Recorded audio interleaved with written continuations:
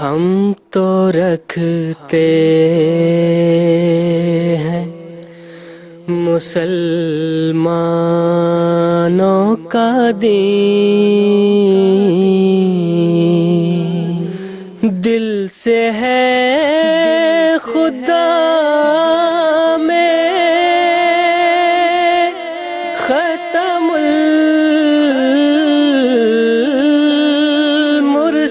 المرسلین، دل سے ہے خدا میں ختم المرسلین،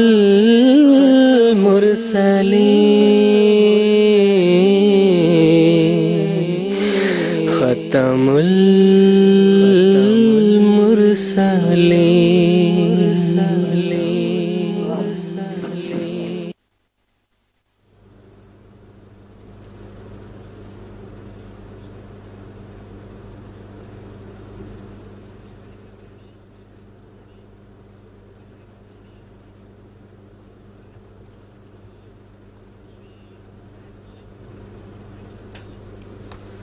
اعوذ باللہ من الشیطان الرجیم، بسم اللہ الرحمن الرحیم۔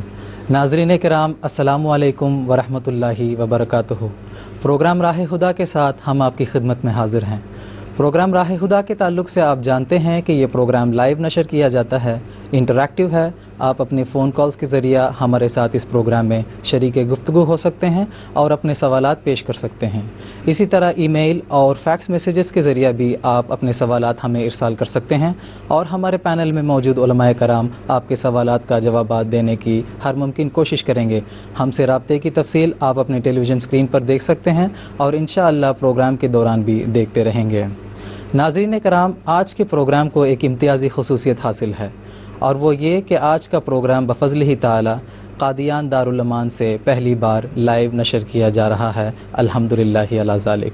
میں اپنے نان احمدی ویورز کو یہ بتانا ضروری سمجھتا ہوں کہ قادیان ہندوستان کے صوبہ پنجاب میں واقع ایک چھوٹا سا قصبہ ہے، جہاں پر حضرت اقدس بانی جماعت احمدیہ حضرت مرزا غلام احمد قادیانی مسیح موعود و مہدی موعود و امام آخر الزمان علیہ الصلاۃ والسلام کی پیدائش ہوئی۔ یہی وہ مقدس بستی ہے جہاں پر حضرت مرزا غلام احمد صاحب قادیانی علیہ الصلاۃ والسلام نے خدمت اسلام کا آغاز فرمایا، اور یہی وہ پاک سرزمین ہے جہاں پر حضرت اقدس مسیح موعود علیہ الصلاۃ والسلام نے احیاء اسلام اور اسلام کی نشأت ثانیہ کی بنیاد رکھی، اور یہی وہ مقدس بستی ہے جہاں پر حضرت اقدس مسیح موعود علیہ الصلاۃ والسلام کو اللہ تعالیٰ نے الہاماً یہ بتایا کہ میں تیری تبلیغ کو زمین کے کناروں تک پہنچاؤں گا۔ اور اسی مقدس بستی میں اپنے الہی مشن کی تکمیل کے بعد حضرت اقدس مرزا غلام احمد قادیانی مسیح موعود و مہدی موعود علیہ الصلاۃ والسلام مدفون ہیں۔ اور آج ہم سب اس بات پر عینی شاہد ہیں کہ حضرت اقدس مسیح موعود علیہ الصلاۃ والسلام سے اللہ تعالیٰ کا کیا ہوا وعدہ کہ میں تیری تبلیغ کو زمین کے کناروں تک پہنچاؤں گا بڑی شان و شوکت کے ساتھ پورے ہوتے ہوئے ہم دیکھ رہے ہیں، جبکہ حضرت اقدس مرزا غلام احمد قادیانی مسیح موعود و مہدی موعود علیہ الصلاۃ والسلام کا پیغام اس چھوٹی سی بستی قادیان سے نکل کر آج دنیا کے 202 ممالک میں پھیل چکا ہے، اور آپ علیہ الصلاۃ والسلام کے پیغام کی آواز فضاؤں کو چیرتے ہوئے آسمان سے ٹکرا کر ساری زمین کو MTA کے ذریعے اپنے نور سے منور کر رہی ہے، اور یہ بھی حضرت اقدس مرزا غلام احمد قادیانی علیہ الصلاۃ والسلام کی صداقت کی ایک عظیم الشان دلیل ہے۔ اس مختصر سی تمہید کے بعد میں آپ کو آج کے پروگرام کے فارمیٹ کے تعلق سے بتا دیتا ہوں کہ آج کے پروگرام میں ہم حضرت اقدس مرزا غلام احمد قادیانی مسیح موعود و مہدی موعود علیہ الصلاۃ والسلام کی ابتدائی زندگی کے تعلق سے گفتگو کریں گے۔ آپ علیہ الصلاۃ والسلام کے خاندانی حالات، آپ کی پیدائش، آپ کا پاکیزہ بچپن اور زمانہ شباب، جبکہ آپ علیہ الصلاۃ والسلام کے دل میں احیاء اسلام کے لیے درد تھا اور غلبہ اسلام کے لیے تڑپ تھی، اور اس سلسلے میں آپ علیہ الصلاۃ والسلام کی عظیم الشان کوششوں کے تعلق سے بھی آج ہم اپنے پروگرام میں تذکرہ کریں گے۔ اس موضوع سے تعلق اپنے سوالات آپ، جیسے کہ میں نے شروع میں بتایا، ہمیں فون کالز کے ذریعہ، فیکس میسیجز کے ذریعہ اور ای میلز کے ذریعہ بھجوا سکتے ہیں، اور ہمارے پینل میں موجود علماء کرام آپ کے سوالات کا جوابات دینے کی ہر ممکن کوشش کریں گے۔ آج کے پینل میں موجود علماء سلسلہ کا بھی میں تعارف کروا دیتا ہوں۔ مکرم و محترم مولانا محمد کریم الدین صاحب شاہد، اسی طرح مکرم و محترم مولانا عطا المجیب لون صاحب ہمارے ساتھ قادیان اسٹوڈیوز میں موجود ہیں۔ تو ناظرین کرام، آج کے پروگرام میں ہم گفتگو شروع کرتے ہیں۔ میں ہر دو حضرات کا بھی پروگرام راہ خدا میں خیر مقدم کہتا ہوں۔ ناظرین کرام، میں سب سے پہلے محترم مولانا محمد کریم الدین صاحب شاہد سے یہ پوچھنا چاہوں گا کہ حضرت اقدس مرزا غلام احمد قادیانی مسیح موعود و مہدی موعود علیہ الصلوۃ والسلام کی پیدائش اسی مقدس بستی قادیان میں ہوئی ہے۔ بخاری شریف کی ایک حدیث میں یہ بھی پیش گوئی ہے کہ نبی کریم صلی اللہ علیہ وسلم نے فرمایا ہے کہ امت محمدیہ کی اصلاح کے لیے جو موعود آئے گا وہ فارسی الاصل ہوگا۔ چنانچہ آپ علیہ الصلوۃ والسلام کے آبا و اجداد بھی سمرقند کے علاقے سے ہجرت کر کے اس جگہ پر آ کر آباد ہوئے ہیں، تو ہم آپ کے خاندانی حالات کے تعلق سے کچھ تفصیل سننا چاہیں گے۔ بسم اللہ الرحمن الرحیم۔ جزاکم اللہ طارق صاحب۔ ناظرین و سامعین، السلام علیکم ورحمۃ اللہ وبرکاتہ۔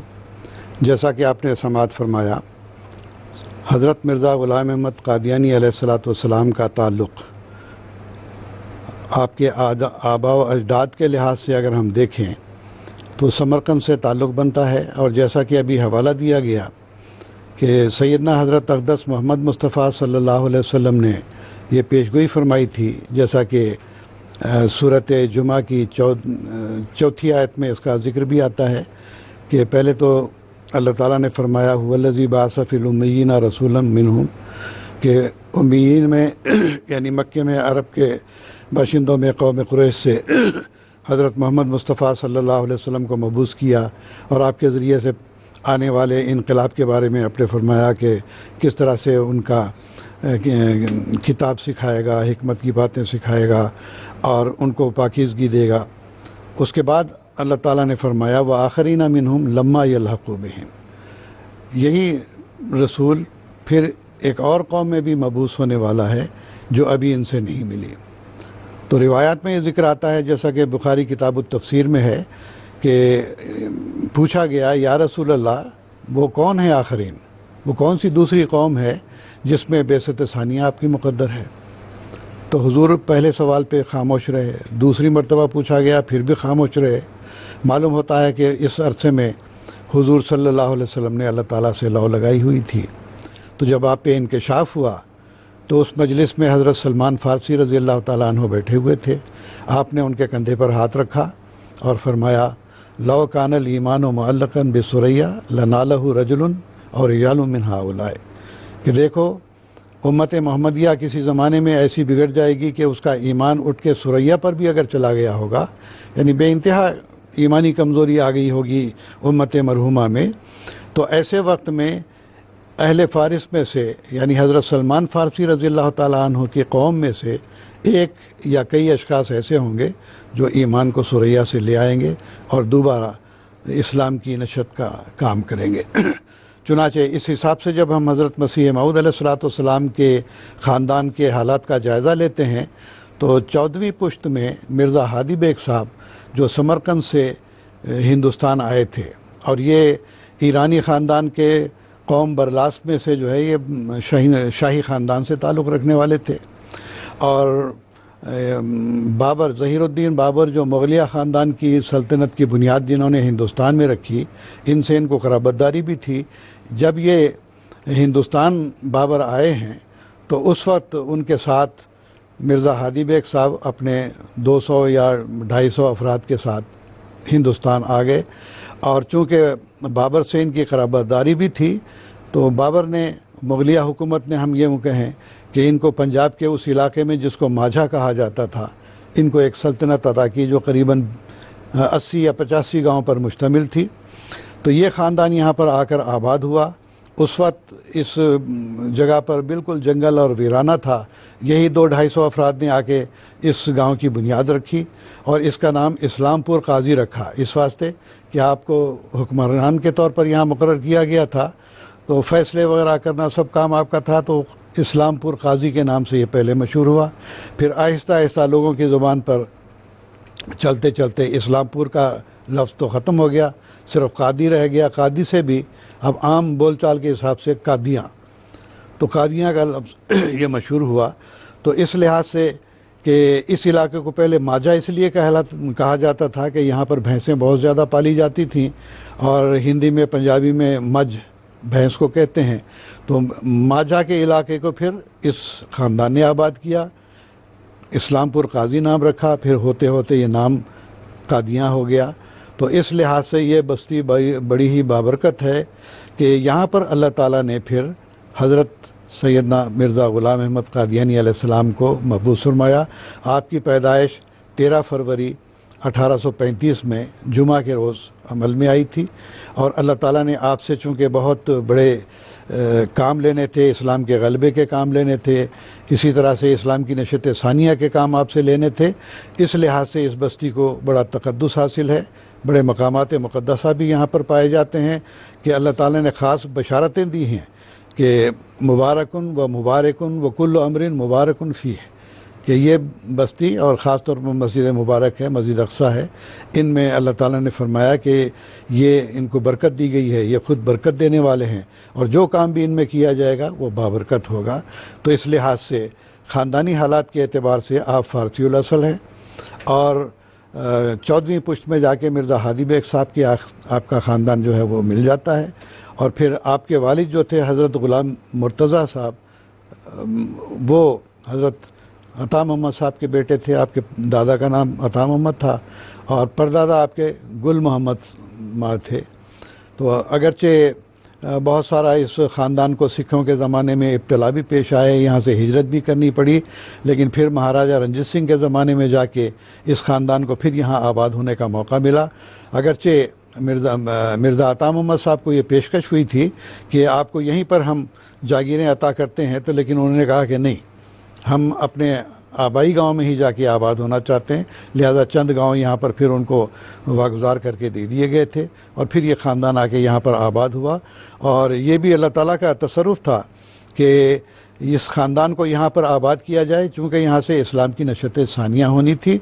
लिहाजा आपके दादा यहाँ पर आकर फिर दोबारा आबाद हुए, और उसके बाद फिर आपकी पैदाइश अमल में आई। उसके बाद बचपन के हालात इंशाल्लाह फिर बाद में बयान होंगे। जज़ाकुमुल्लाह मौसा। काज़ियान के नाम के ताल्लुक़ से भी हज़रत अक़दस मसीह मऊद अलैहिस्सलाम ने एक जगह पर यह ज़िक्र फरमाया है, जैसा कि आपने भी अभी ज़िक्र किया था कि इस्लामपुर काजी था, इस्लामपुर काजी माजा था, फिर इस्लामपुर काजी बना। तो मसीह मऊद अलैहिस्सलाम ने एक जगह इस बस्ती का नाम कादियान रखने की एक अज़ीमुशान हिकमत भी बयान फरमाई है। हुज़ूर फरमाते हैं कि आखिरी ज़माने में मबूस होने वाले ईसा इब्न मरियम के ताल्लुक़ से बुखारी की हदीस में ये मौजूद है कि नबी करीम सल्लल्लाहु अलैहि वसल्लम ने फरमाया, वल्लज़ी नफ़्सी बियदिही लयूशिकन्ना यंज़िल फ़ीकुम इब्न मरियम हकमन व अदलन। हज़रत अक़दस मसीह मऊद अलैहिस्सलाम फरमाते हैं कि ये दरअसल काज़ियान है, ज़ुआत से है काज़ियान, और इसमें काजी की दो सिफ़तें बयान की गई हैं। काज़ियान का अरबी में ये मतलब है, तस्निया का सीगा है कि दो काजी, और आने वाले मसीह इब्न मरियम के ताल्लुक़ से हदीस में ये ज़िक्र है कि वो हकम और अदल होगा। तो हज़रत मसीह मऊद अलैहिस्सलाम ने यह भी एक लतीफ़ तफसीर काज़ियान के नाम से ये बयान फरमाया है कि चूँकि आने वाले इब्न मरियम की दो सिफ़ात होंगी, जो कि काजी की सिफ़त हैं कि हकम भी होगा और अदल भी होगा, लिहाजा इस बस्ती का नाम कादियान पड़ गया है। बहरहाल ये एक ज़िमनी बात थी। हज़रत अक़दस मसीह मऊद अलैहिस्सलाम की पैदाइश, जैसा कि हमने समाअत फरमाया कि कादियान की इस मुक़द्दस बस्ती में 13 फरवरी सन 1835 बमुताबिक 14 शवाल सन 1250 हिजरी बरोज़ जुमा बवक्त फ़जर हुई। आप अलैहिस्सलाम तवाम पैदा हुए, आपके साथ एक लड़की पैदा हुई जो जल्द फ़ौत हो गई। हज़रत अक़दस मसीह मऊद अलैहिस्सलाम का पाकीज़ा बचपन भी इसी मुक़द्दस बस्ती कादियान में गुज़री है। तो मैं दरख्वास्त करूँगा मुकर्रम मोहतरम मौलाना मोहम्मद करीमुद्दीन साहब शाहिद से कि आपकी पैदाइश और बचपन के वाक़यात के ताल्लुक़ से नाज़रीन कराम को कुछ तफसील बताएँ। कादियान की बस्ती जो इंतहाई पसमानदा बस्ती थी, और जैसा कि मैंने ज़िक्र किया कि 200-250 अफराद पे मुश्तमिल यहाँ पर आकर वो ख़ानदान आबाद हुआ। उसके बाद कुछ लोग भी आके यहाँ आबाद होने शुरू हुए। तो ये बस्ती ऐसी थी कि कोई रस्ल व रसाइल के ज़राए यहाँ पर मौजूद नहीं थे। कि दुकानदारों के बारे में भी आता है कि थोड़ा बहुत नमक मिर्च वगैरह रखने वाले हैं। चंद पैसों का सौदा दुकानों में हुआ करता था, ज़्यादा सौदा भी नहीं होता था। आम तौर पर लोग बटाला जाया करते थे सौदा वौदा लाने के लिए। तो इंतहाई पसमानदा ये गाँव था। ऐसी हालत में आपने जो बचपन कादियान में गुजारा है, تو اس کے بارے میں مختلف روایات سے ہمیں یہ پتہ چلتا ہے کہ بچپن میں بھی آپ انتہائی متین، سنجیدہ اور شوخی شرارت سے بالکل الگ رہا کرتے تھے، اور زیادہ تر آپ کی توجہ اللہ تعالیٰ کی طرف ہی ہوا کرتی تھی۔ اور جیسے کہا جاتا ہے کہ ہونہار بروا کے چکنے چکنے پاد، تو حضرت مسیح موعود علیہ الصلوۃ والسلام میں بچپن سے ہی روحانی آثار نظر آتے تھے۔ چنانچہ ذکر کیا جاتا ہے کہ بچپن میں بچے جب عام طور پر کھیلتے کودتے ہیں تو آپ عام طور پر ایسے کھیل کود سے جو فضول قسم کے ہوتے ہیں اس سے باز رہا کرتے تھے۔ پھر آپ نے اپنی ایک ہم عمر بچی سے، جو کہ بعد میں آپ کی زوجیت میں بھی آئیں، اس چھوٹی عمر میں یہ کہا کرتے تھے کہ نامرادے دعا کر خدا میرے نماز نصیب کرے۔ تو ابتدائی سے آپ کی توجہ اللہ تعالیٰ کی طرف، نمازوں کی طرف تھی، روحانیت کی طرف تھی۔ اور پھر یہ کہ اس زمانے یہ بھی نہیں کہ اس زمانے میں جو بچے عام کھیل وغیرہ کیا کرتے تھے، شوخی شرارت کرتے تھے، اس سے علیحدہ رہنے کے نتیجے میں بالکل آپ جو ہے وہ ورزش سے اس سے بالکل بے بہرا تھے، ایسی بات بھی نہیں تھی۔ بلکہ اس زمانے میں زیادہ تر گاؤں دیہات میں یہ ہوتا تھا، کشتی ہوتی تھی، کبڈی ہوتی تھی، یا پھر مقدر پھیرا کرتے تھے، موگریاں پھیرا کرتے تھے تاکہ یہ ڈنڈ وغیرہ مضبوط ہوں۔ تو یہ عام طور پہ حضرت مسیح موعود علیہ الصلوۃ والسلام تیراکی، بچپن سے ہی آپ نے تیراکی سیکھی تھی۔ یہاں چھوٹے موٹے جو تالاب ہوا کرتے تھے اس میں آپ تیرنا سیکھا۔ پھر اسی طرح جب آپ کی عمر ذرا بڑی ہوئی ہے تو گھڑ سواری بھی آپ نے سیکھی ہے۔ پھر زیادہ تر آپ کا کام تھا پیدل چلنا، یہ آخری عمر تک بھی برقرار رہا، آپ ہمیشہ پیدل چلا کرتے تھے۔ تو اس لحاظ سے ہم تاریخ کا مطالعہ کرتے ہیں تو ہمیں یہ بھی معلوم ہوتا ہے کہ ایک دفعہ جو آپ کا ننہال تھا ہوشیار پور میں، ایما نام کا ایک موضع تھا، وہ آپ کا ننہال تھا۔ آپ کی والدہ چراغ بی بی جو تھیں وہ وہیں سے تعلق رکھتی تھیں، آپ وہاں بھی جایا کرتے تھے ننہال میں۔ تو لوگ بیان کرتے ہیں اس زمانے کے کہ عام دوسرے بچے ادھر ادھر شوخی شرارت کرتے پھرتے تھے، لیکن مرزا غلام احمد صاحب کو ہم نے دیکھا بہت متین اور سنجیدہ رہا کرتے تھے، عام بچوں کے جس طرح شوخی شرارت ہوتی ہے اس سے باز رہا کرتے تھے۔ ایک دفعہ کا ذکر ہے کہ حضرت میاں محمد حسین صاحب جو بلوچستان کے رہنے والے تھے، انہوں نے ذکر کیا کہ مولوی برہان الدین صاحب رضی اللہ تعالیٰ عنہ نے ایک روایت بیان کی ہے کہ اس زمانے میں آپ جو ہیں بچپن کا زمانہ تھا، اور آپ جو ہے موضع میاں سنگھ، قلعہ میاں سنگھ میں تشریف لے گئے تھے۔ وہاں ایک صاحب کرامات اور بزرگ شخصیت رہتے تھے، مولوی غلام رسول صاحب۔ انہوں نے آپ کو دیکھا تو آپ کے سر پر شفقت سے ہاتھ پھیرتے ہوئے کہا کہ اگر اس دنیا میں کوئی نبوت کے قابل ہے تو یہ بچہ نبوت کے قابل ہے۔ تو گویا کہ بچپن سے ہی آثار نبوت آپ کے اندر نظر آنے شروع ہو گئے تھے۔ پھر اسی طرح سے یہ بھی ذکر آتا ہے کہ موضع بہادر حسین جو آپ کے جاگیر میں سے ہی تھا، وہاں اپنے بھائی کے ساتھ جاتے تھے۔ لوگ بیان کرتے ہیں کہ مرزا غلام قادر صاحب جو آپ کے بڑے بھائی تھے وہ عام بچوں کے ساتھ کھیل کود میں مصروف ہوتے تھے، لیکن آپ علیحدگی میں آرام سے بیٹھے رہتے تھے، دیکھتے رہتے تھے، کوئی کسی قسم کی شوخی شرارت نہیں کرتے تھے۔ اس زمانے میں عام طور پر بٹیر بازی، مرغ بازی بھی ہوا کرتی تھی، اس میں بھی کوئی آپ کی دلچسپی نہیں تھی۔ تو بہرحال آپ کا بچپن نہایت ہی پاکیزہ تھا اور جوانی کے ایام بھی نہایت پاکیزہ گزرے ہیں۔ پھر جب آپ کی عمر 7-8 سال کی ہوئی ہے تو بیان کیا جاتا ہے، اور خود مسیح علیہ السلام نے کتاب البریہ میں بھی اس کا ذکر فرمایا ہے کہ ایک مولوی کو جن کا نام فضل الہی تھا پڑھانے کے لیے مقرر کیا گیا، جن سے آپ نے کچھ فارسی کی کتابیں پڑھی۔ اس کے بعد پھر جب 10 سال کی عمر کو آپ پہنچے ہیں تو اس وقت آپ کو ایک اور مولوی صاحب کے سپرد کیا گیا جن کا نام فضل احمد تھا۔ انہوں نے آپ کو کچھ عربی کی کتابیں اور صرف و نحو پڑھائی۔ پھر جب 10 سال سے اوپر آپ کی عمر ہوئی 15-16 سال کی، تو اس وقت ایک اور مولانا کو یہاں پر آپ کو پڑھانے کے لیے مقرر کیا گیا تھا جن کا نام گل علی شاہ صاحب تھا۔ تو ان سے آپ نے جو ہے کچھ منطق، فلسفہ، صرف و نحو وغیرہ کی کتابیں پڑھی۔ تو یہ ابتدائی خانگی تعلیم ہی آپ کی تھی، آپ نے کسی یونیورسٹی سے یا کسی بڑے مدرسے سے تعلیم حاصل نہیں کی تھی۔ تو یہ اسی طرح کی بات ہے کہ جب آپ کو مسیح موعود کی خلعت پہنائی گئی یا آپ کو امام مہدی کا لقب دیا گیا، تو ایسی صورت میں تمام علماء نے مخالفت اسی واسطے کی کہ ہم بڑے بڑے علماء کہلاتے ہیں، بڑی بڑی یونیورسٹیوں سے پاس شدہ ہیں، بڑے بڑے مدارس سے ہم پڑھے لکھے ہیں۔ تو جیسا کہ قرآن مجید میں آتا ہے کہ جب حضرت صلی اللہ علیہ وسلم کو نبوت عطا ہوئی ہے تو قرآن مجید میں ذکر آتا ہے لوگ اعتراض کرتے تھے کہ لولا نزل ھذا القرآن علی رجل من القریتین عظیم. مکہ اور طائف دو بڑی بستیاں تھیں، اس میں بڑے بڑے لوگ پائے جاتے تھے، پڑھے لکھے لوگ بھی موجود تھے. حضرت صلی اللہ علیہ وسلم تو امی تھے، تو لوگ کہتے تھے کہ بھئی ایک یتیم اور امی بچے کو ہی جو ہے یہ نبوت دینی تھی. بڑے بڑے جلیل القدر جو ہے علماء اور فصحاء موجود تھے، ابو الحکم کہلانے والے موجود تھے، ان کو نبوت نہیں ملی ہے اور ایک یتیم کو نبوت ملی ہے. تو بات یہی ہے کہ اللہ تعالیٰ یہ دیکھتا ہے کہ کس کے اندر نور نبوت ہے اور کس کے اندر وہ صلاحیت پائی جاتی ہے کہ جس کو نبی بنایا جائے. تو یہی باتیں تھیں کہ آپ کا بچپن نہایت پاکیزہ گزرا، جوانی بھی نہایت پاکیزہ گزری ہے. اور جیسا کہ قرآن مجید میں ذکر آتا ہے کہ فقط لبثت فیکم عمرا من قبلہ افلا تعقلون، کہ میں تو اس سے پہلے، نبوت سے پہلے کی عمر تمہارے سامنے موجود ہے، بچپن سے لے کے جوانی تک کا زمانہ تمہارے سامنے موجود ہے، تم بتاؤ کہ کیا تم نے کبھی مجھ سے کوئی غلط کام دیکھا ہے؟ تو ایسی صورت میں ایک شخص جو کہ خدا تعالیٰ کی طرف جا رہا ہو، خدا تعالیٰ کے رنگ میں رنگین ہو رہا ہے، حضرت محمد مصطفیٰ صلی اللہ علیہ وسلم کے عشق میں رنگین ہے اور بلکہ فنا فی الرسول ہے، تو کیا ان تمام چیزوں کو چھوڑ کر یک لخت کوئی جھوٹ کو اختیار کر سکتا ہے؟ یہ نہیں ہو سکتا. ٹھیک ہے، جزاکم اللہ تعالیٰ احسن الجزا. حضرت اقدس مسیح موعود علیہ السلام بھی اپنے منظوم کلام میں یہ فرماتے ہیں کہ ابتدا سے تیرے ہی سایہ میں میرے دن کٹے، گود میں تیری رہا میں مثل طفل شیر خار.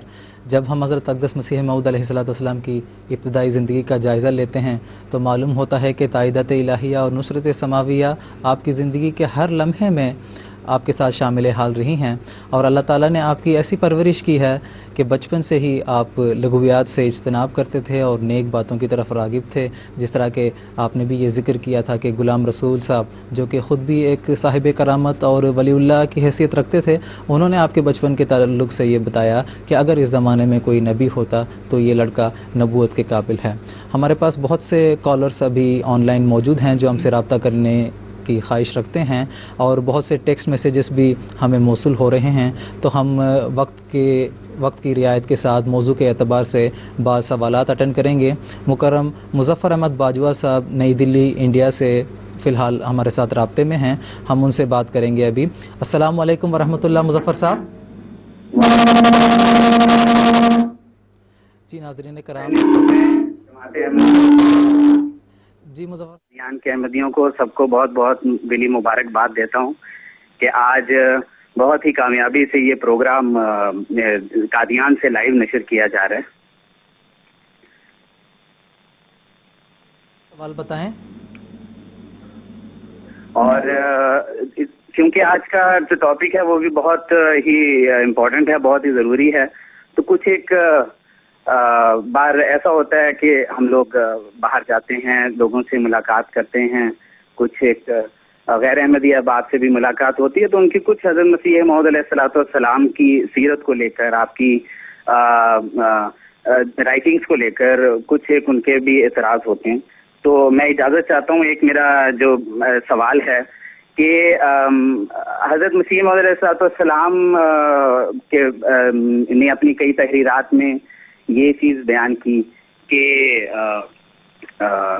میرا جو ہے کوئی بھی استاد نہیں ہے، اور کچھ ایک تحریر ایسی بھی ہیں جو نظر میں آتی ہیں جس میں حضرت مسیح علیہ السلام نے یہ بیان کیا کہ میں جب چھوٹا تھا تو میری تعلیم مجھے عربی اور فارسی کے لیے میرے لیے استاد مقرر کیے گئے. تو یہ کچھ ایسے سوال ہیں جن کا جو اٹھتے ہیں حضرت مسیح علیہ السلام کی جو رائٹنگس ہیں ان کے اوپر یہ ایک اعتراض کا موجب بنتے ہیں، جو لوگ پوچھتے ہیں یہ سوال. تو میری بڑی ہی گزارش ہے، مؤدبانہ گزارش ہے کہ آپ اگر اس سوال کا بھی ذرا اس پر بھی ذرا تھوڑی سی روشنی ڈال دیں. جزاکم اللہ. یہ ہمارے ایک احمدی کالر تھے، اور عموماً جب ہمارے نوجوان احمدی تبلیغ پر جاتے ہیں تو بعض دوست حضرت اقدس مسیح موعود علیہ السلام کی تحریرات پر یہ اعتراض کرتے ہیں. مولوی کریم الدین صاحب، آپ نے ذکر کیا تھا کہ حضرت احمد علیہ السلام نے بچپن میں بعض اساتذہ سے اردو اور فارسی کی تعلیم حاصل کی ہیں، لیکن آپ علیہ السلام نے اپنی تحریرات میں یہ بھی ذکر فرمایا ہے کہ میرا کوئی استاد نہیں ہے، جس طرح کہ ابھی ہمارے کالر نے بتایا. تو اس تعلق سے اگر تھوڑی وضاحت کر دیں گے آپ. جی، یہ بالکل مناسب سوال کیا ہے انہوں نے کہ بات یہ ہے کہ سیدنا حضرت اقدس محمد مصطفیٰ صلی اللہ علیہ وسلم کو ہی یہ خصوصیت حاصل ہے کہ آپ نبی امی ہیں. آپ کے علاوہ اور کوئی نبی امی کہلایا نہیں گیا اور نہ کسی کو نبی امی کہا گیا ہے. تو یہ حضرت صلی اللہ علیہ وسلم کی خصوصیت تھی. باقی رہا یہ سوال کہ حضرت مسیح موعود علیہ السلام نے بچپن میں بعض اساتذہ سے تعلیم حاصل کی. وہ ابتدائی بالکل تعلیم تھی جس طرح کے عام کتابیں درسی ہم پڑھا کرتے ہیں. لیکن جہاں آپ نے یہ فرمایا میرا کوئی استاد نہیں ہے، دراصل یہ ہے کہ جو روحانی تعلیم آپ کو ملی ہے یہ بغیر کسی استاد کے اللہ تعالیٰ نے براہ راست آپ کو عطا کی ہے. مثال کے طور پر قرآن مجید کی جو تفاسیر ہے، سورہ فاتحہ کی تفسیر آپ دیکھ لیں، دیگر آیات کی تفاسیر ہیں جو آپ کی بے شمار کتب میں جو 80 سے زائد کتابیں ہیں اس کے اندر جو پائی جاتی ہے، یہ نہ فضل اللہ صاحب نے آپ کو پڑھائی ہے، نہ فضل احمد صاحب نے پڑھائی، نہ گل علی صاحب نے پڑھائی. اور اسی طرح سے جو روحانی خزائن آپ نے اپنی کتابوں میں بیان کیے ہیں، آپ دیکھیں چاہے وہ ہستی باری تعالیٰ سے متعلق ہوں، چاہے وہ اللہ تعالیٰ کی وحی و الہام کے بارے میں ہوں، یا اسی طرح سے آپ کو اللہ تعالیٰ نے جو وفات مسیح اور ختم نبوت وغیرہ کا جو عرفان عطا فرمایا تھا، یہ کسی مولوی سے آپ نے نہیں پڑھا. بلکہ یہ ذکر آتا ہے کہ سیالکوٹ کے ایام میں جب کہ آپ ملازمت اختیار کرتے تھے تو اس زمانے میں آپ کا کام کچہری سے آنے کے بعد یہی ہوتا تھا کہ کھانا کھایا، اس کے بعد قرآن کریم کھول لیا، اور اس کے بعد خود جس جگہ آپ کی رہائش تھی وہ بیان کرتے ہیں کہ قرآن پڑھتے ہوئے سجدے میں گر جاتے، رو رو کر اللہ تعالیٰ کے حضور دعا کرتے کہ یا اللہ یہ تیرا کلام ہے، تو ہی سمجھائے گا تو میں سمجھ سکتا ہوں ورنہ میں اس کو سمجھنے سے قاصر ہوں. اور کہتے ہیں کہ اس قدر آپ رو رو کر دعا کرتے تھے کہ زمین تر ہو جایا کرتی تھی آنسوؤں سے.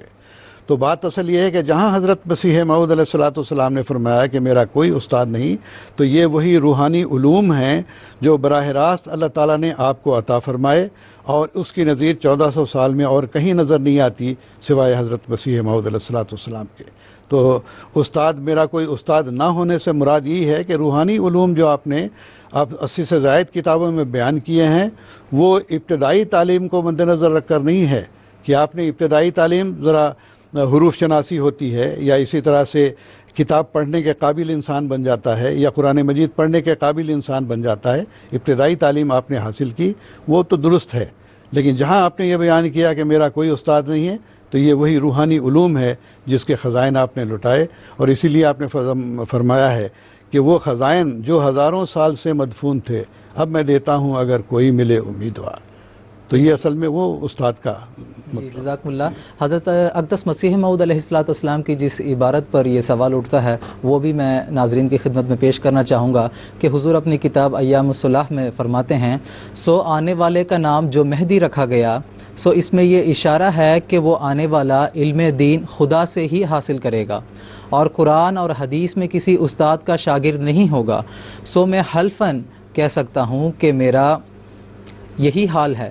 کوئی ثابت نہیں کر سکتا کہ میں نے کسی انسان سے قرآن، حدیث یا تفسیر کا ایک سبق بھی پڑھا ہے. بس یہی مہدویت ہے جو نبوت محمدیہ کے منہاج پر مجھے حاصل ہوئی ہے اور اسرار دین بلا واسطہ میرے پر کھولے گئے ہیں. تو حضرت اقدس مسیح موعود علیہ السلام نے اس جگہ پر یہ واضح طور پر ذکر کیا ہے کہ علم دین مجھے کسی نے نہیں سکھایا. اسی طرح اسرار مخفیہ جو ہیں قرآن کریم کے وہ بھی بلا واسطہ مجھے خدا تعالیٰ نے ہی سکھایا ہے.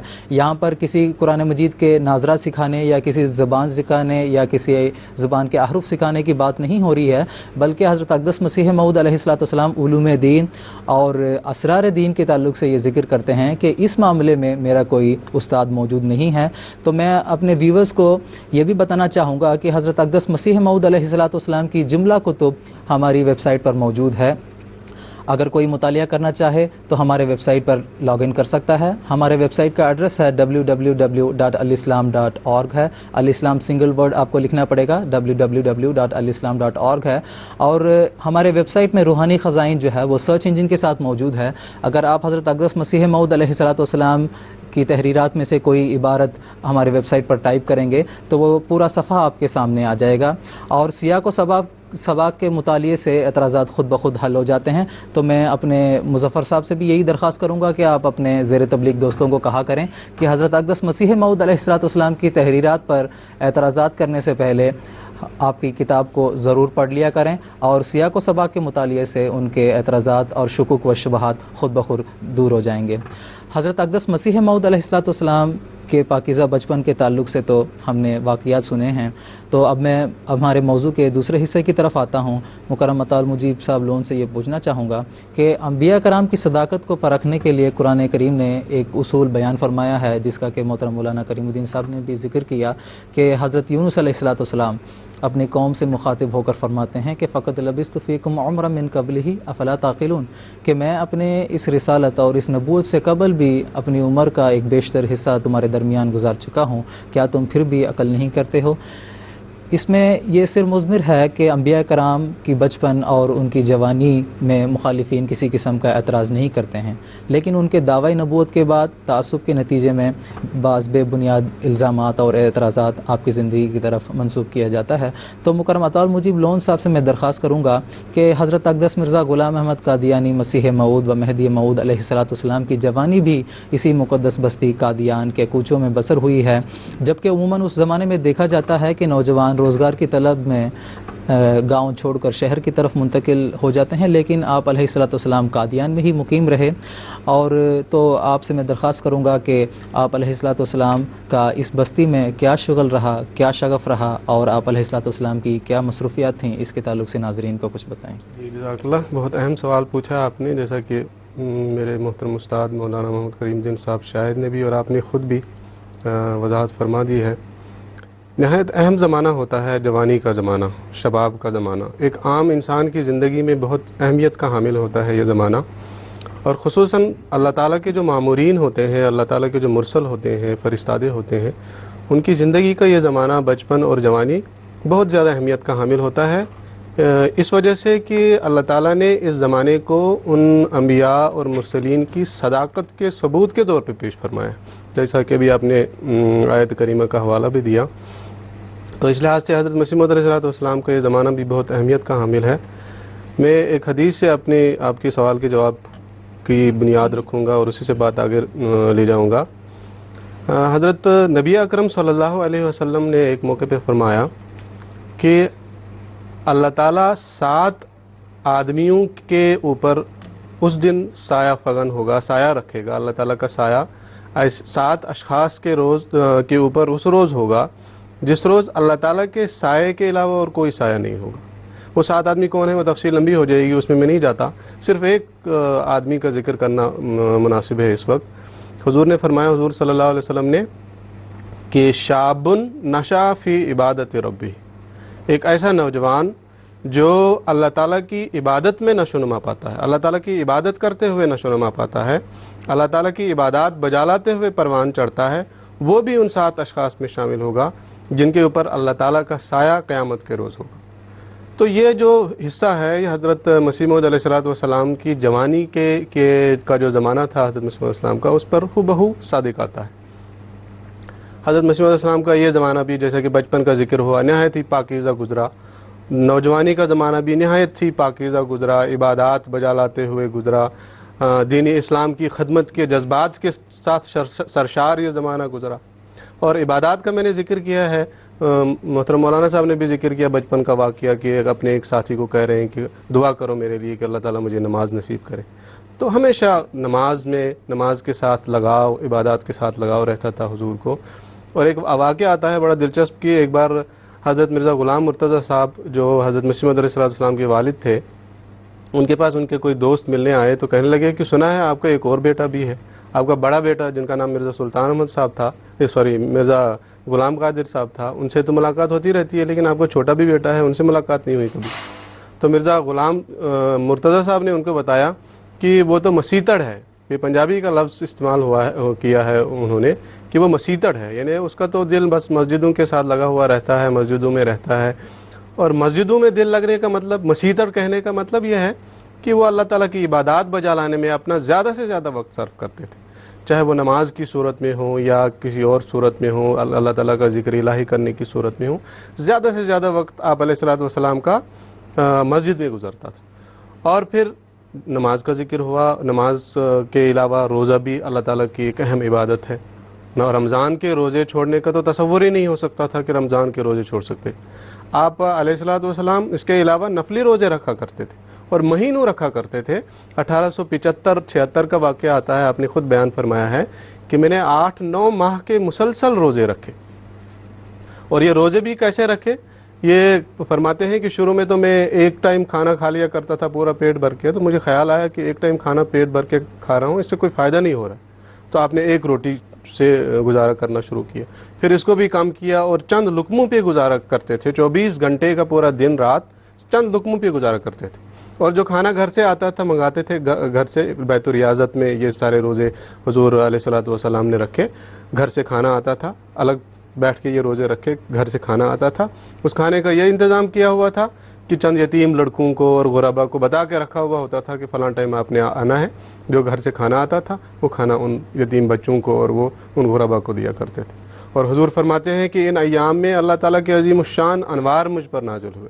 فرماتے ہیں کہ نور کے ستون تھے, جس کا کسی کا کوئی رنگ تھا, کسی کا کوئی رنگ تھا, اور آسمان کی طرف جا رہے تھے.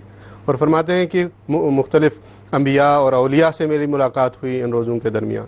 حضرت نبی اکرم صلی اللہ علیہ وسلم کی زیارت بھی ان روزوں کے درمیان آپ علیہ الصلوۃ والسلام کو نصیب ہوئی.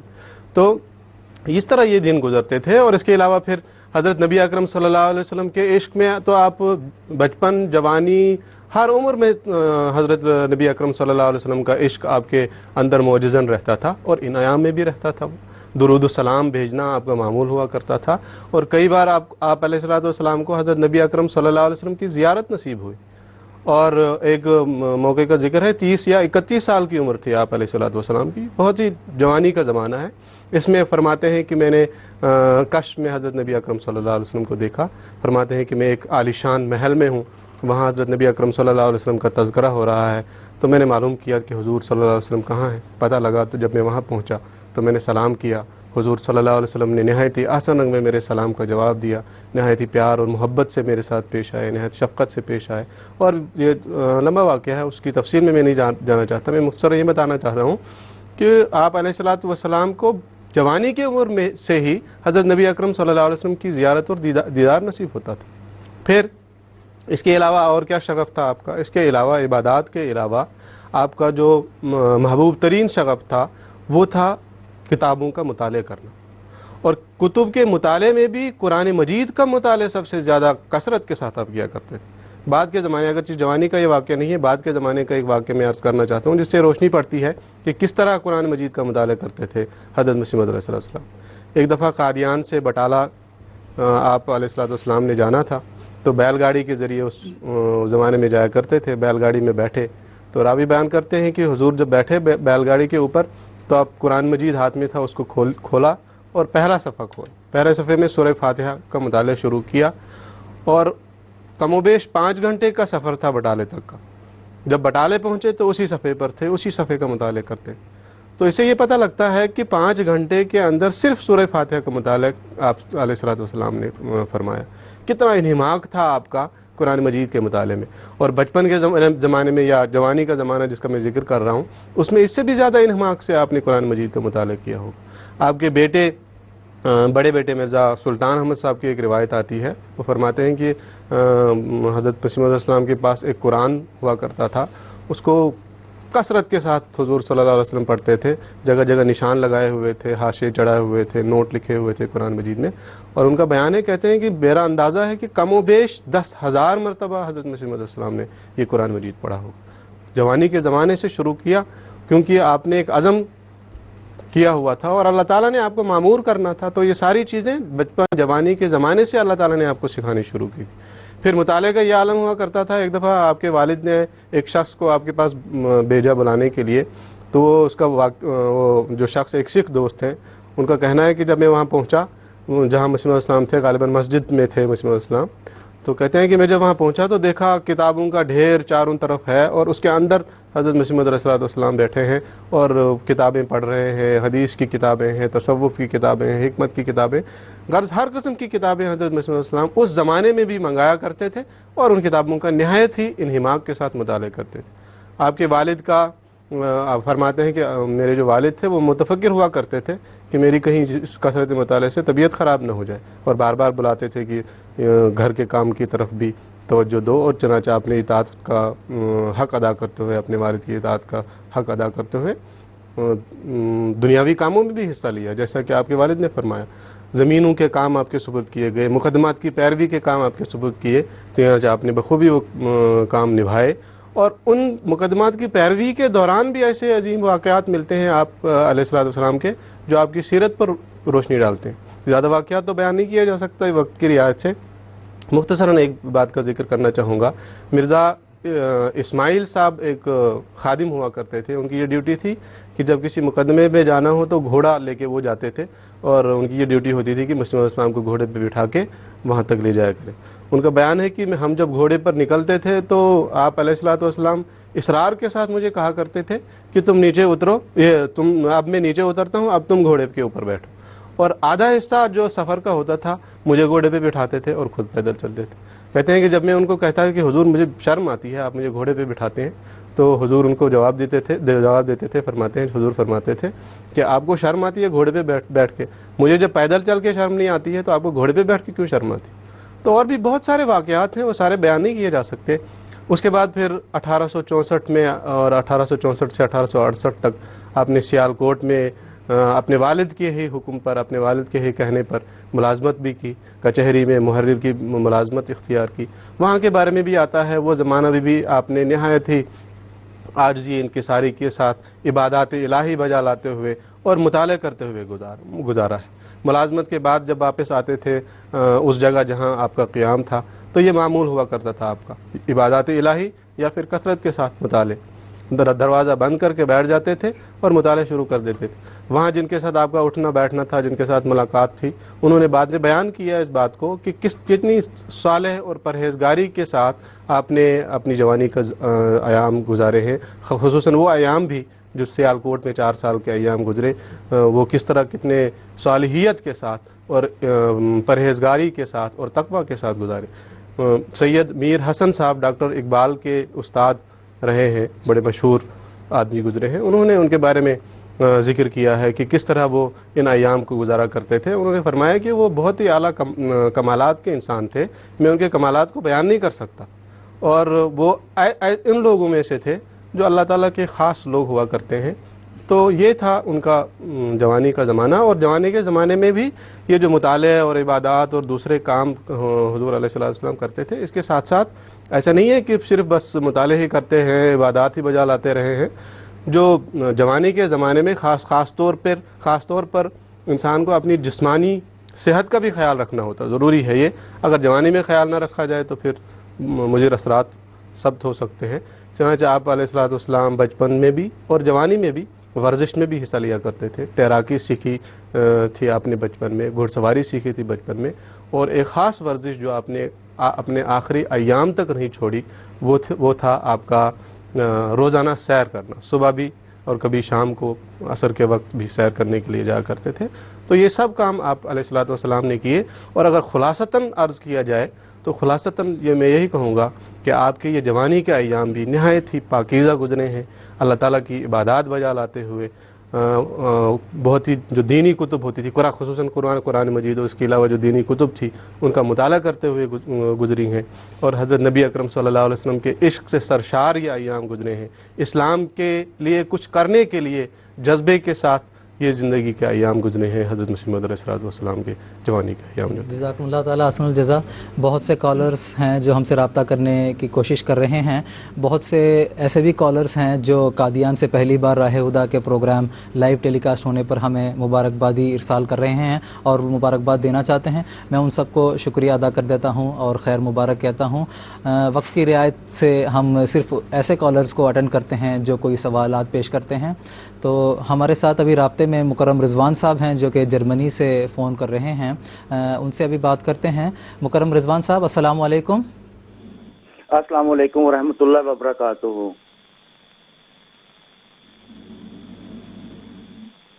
ہلو، سوال پیش کریں، ہمیں آپ کی آواز آ رہی ہے۔ میرا نام رضوان ہے، میں جرمنی سے عرض کر رہا ہوں۔ میرے سوال تو ایک ہی، اس کے دو چھوٹے چھوٹے سے مضمون ہیں۔ ایک تو میں نے یہ پوچھنا تھا کہ امام مہدی کے آنے کے بعد قرآن و حدیث کی روشنی میں، ہیلو جی جی، آپ کی آواز ہمیں آ رہی ہے. آپ اپنا سوال مختصراً اور مکمل پیش کریں تو ہمارے پینل کے علماء آپ کے سوال کا جواب دیں گے. جی، میں نے صرف یہ پوچھنا تھا کہ قرآن و حدیث کی روشنی میں کوئی ایسی حدیث یا قرآن میں کہیں ذکر ہے کہ امام مہدی کے آنے کے بعد اتنا عرصہ گزرے گا تو اسلام کی فتح ہو جائے گی یا احمدیت کی فتح ہو جائے گی؟ اور دوسرا چھوٹا سا سوال یہ تھا کہ جن کے بارے میں اتنا بیان کیا گیا انہوں نے آنا ہے، تو ان کا آنے کے بعد اتنا سے رول تھا کہ وہ آئے، انہوں نے دعویٰ کیا اور تھوڑے سے لوگ احمدی ہوئے اور وہ چلے گئے، اور اس کے بعد پوری دنیا پہ غلبہ پڑنا ہے. تو اس میں میری پلیز رہنمائی کر دیجیے گا. اور میں آپ کو بہت بہت مبارکباد دینا چاہتا ہوں یہ آپ کے پروگرام کے وسادت سے.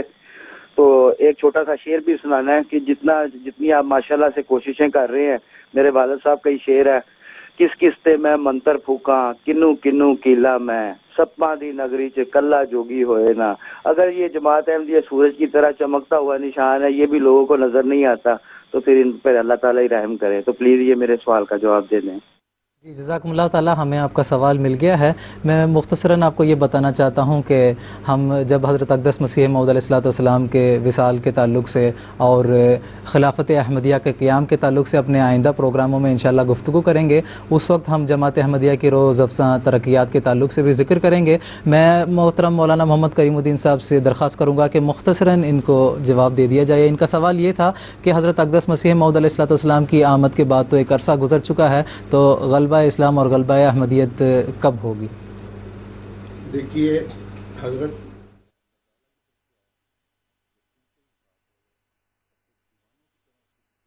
کہ هو الذی ارسل رسولہ بالہدی ودین الحق لیظہرہ علی الدین کلہ، کہ وہی ذات ہے خدا تعالیٰ کی جس نے اپنا رسول ہدایت کے ساتھ بھیجا. اس میں ایک مسئلہ یہ بھی حل ہو جاتا ہے کہ رسول اور مہدی کہہ کے آپ کو بیان کیا گیا، رسولہ بالہدی، تو گویا کہ وہ آنے والا رسول مہدی ہوگا. گویا کہ امام مہدی کی بشارت بھی تھی. کیوں آئے گا؟ لیظہرہ علی الدین کلہ، تمام ادیان پر اسلام کی برتری ثابت کرے گا، غلبہ ثابت کرے گا. سو الحمدللہ کہ میں اپنے بھائی کو یہ مبارکباد دیتا ہوں کہ حضرت مسیح موعود علیہ الصلوۃ والسلام نے جو 80 سے زائد کتابیں تصنیف فرمائی ہیں، اس میں اسلام کے غلبے کے پورے سامان کر دیے ہیں اور سب لوگوں کو لاجواب کر دیا ہے، جس کے کہ کوئی جواب وہ دے نہیں سکتے. اب جیسا کہ آگے براہین احمدیہ کا بھی انشاءاللہ ذکر آئے گا، اس میں بھی حضور نے یہ فرمایا کہ میں اسلام کی صداقت کے لیے، قرآن مجید کی صداقت اور حقانیت کے لیے، حضرت محمد رسول اللہ صلی اللہ علیہ وسلم کی صداقت کے لیے جو دلائل میں نے اس میں 300 سے زائد بیان کیے ہیں، اس کو اگر کوئی اپنی کتاب سے نکال کے دکھائے ایسے ہی دلائل جو ان کے مذہب کے حق میں ہوں، یا پھر یہ کہ اگر پورا نہیں کر سکتے ہیں تو کم از کم نصف اس کا کریں، نصف بھی نہیں کر سکتے ہیں تو ربع کریں، چوتھا حصہ کریں، چوتھا نہیں تو خمس یعنی 5واں حصہ ہی اس کا بیان اپنی کتابوں سے نکال کے دکھائیں، تو پھر میں یہ تمام کاروبار چھوڑ دیتا ہوں. لیکن کسی کو جرأت نہیں ہوئی. تو یہ اسلام کے غلبے کے سامان آپ نے کر دیے، اور الحمدللہ کہ دلائل کے میدان میں جماعت احمدیہ نے اسلام کا غلبہ ثابت کر دیا ہے. باقی رہا یہ کہ جماعت احمدیہ کا غلبہ کب ہوگا تو یہ اللہ تعالیٰ بہتر جانتا ہے. ہاں، حضرت مسیح موعود علیہ الصلوۃ والسلام نے خاص طور پر تذکرۃ الشہادتین میں اس بات کا ذکر فرمایا ہے کہ مسیح ناصری کا انتظار کرنے والے جو لوگ ہیں، خاص طور پر مسلمان، وہ ابھی آج سے 3 صدی بھی نہیں گزری ہوگی کہ عیسیٰ کا انتظار کرنے والے کیا مسلمان اور کیا عیسائی، یہ سب کے سب نا امید اور مایوس ہو کر اس عقیدے کو چھوڑ دیں گے، اور اس کے بعد انشاءاللہ تعالی جماعت احمدیہ کا غلبہ بہرحال ہو کر رہنا ہے. تو یہ ظاہری غلبہ یعنی دلائل کا غلبہ تو ہو چکا ہے، ظاہری غلبہ بھی اللہ تعالیٰ بہتر جانتا ہے کہ وہ کب وقت آئے گا. لیکن بہرحال مسیح موعود علیہ الصلوۃ والسلام کی تحریرات سے یہ معلوم ہوتا ہے کہ 300 سال کے اندر اندر انشاءاللہ یہ غلبہ ضرور جماعت احمدیہ کو ملے گا، اور اس کے آثار ہمیں نظر آ رہے ہیں. ابھی تو 125 سال ہوا ہے جماعت کو قائم ہوئے، اور اللہ تعالیٰ نے دیکھیے 202 ممالک میں جماعت احمدیہ کی مضبوط شاخیں قائم کر دی ہیں. اور جب یہ اسلام کا حسین ترین اور امن عالم کا جو پیغام سیدنا حضرت خلیفۃ المسیح الخامس ایدہ اللہ تعالیٰ بن نصر العزیز پہنچا رہے ہیں، اور سربراہان مملکت کو آپ نے اس طرف توجہ دلائی ہے، تو انشاءاللہ یہ غلبہ بھی ظاہری طور پر بھی 300 سال کے اندر ضرور پورا ہوگا۔ جزاکم اللہ تعالیٰ احسن الجزا۔ انبیاء کرام کے زمانہ تو اتمام حجت کا زمانہ ہوتا ہے، اشاعت اسلام کا زمانہ اس کے بعد خلافت کے زمانے میں انشاءاللہ جاری رہتا ہے۔ حضرت اقدس مسیح موعود علیہ الصلوۃ والسلام کی پاکیزہ جوانی کے واقعات ہم نے سنے ہیں۔ ایک اہم واقعہ کی طرف میں اشارہ کرنا ضروری سمجھتا ہوں، اور وہ یہ کہ حضرت اقدس مسیح موعود علیہ الصلوۃ والسلام کے والد صاحب محترم کی وفات 1876 میں ہوئی۔ والد صاحب کا سایہ اٹھ جانے کا صدمہ تو ایک طبعی امر تھا۔ بشری تقاضے کے تحت ایک لحظہ حضرت اقدس مسیح موعود علیہ الصلوۃ والسلام کے دل میں یہ بھی خیال گزرا کہ وہ آمدنی کے ذرائع جو حضرت والد صاحب کی زندگی کے ساتھ وابستہ ہے، ان کے منقطع ہو جانے کی وجہ سے نامعلوم کیا کیا مشکلات پیش آئیں گے۔ اس خیال کا دل میں پیدا ہونا ہی تھا کہ ایک دم آپ علیہ الصلوۃ والسلام کو یہ الہام ہوا کہ الیس اللہ بکاف عبدہ، یعنی کیا اللہ تعالیٰ اپنے بندے کے لیے کافی نہیں ہے۔ حضور علیہ الصلوۃ والسلام خود اس الہام کے تعلق سے فرماتے ہیں کہ اس الہام نے عجیب سکینت اور اطمینان بخشا اور فولادی میخ کی طرح میرے دل میں دھس گیا۔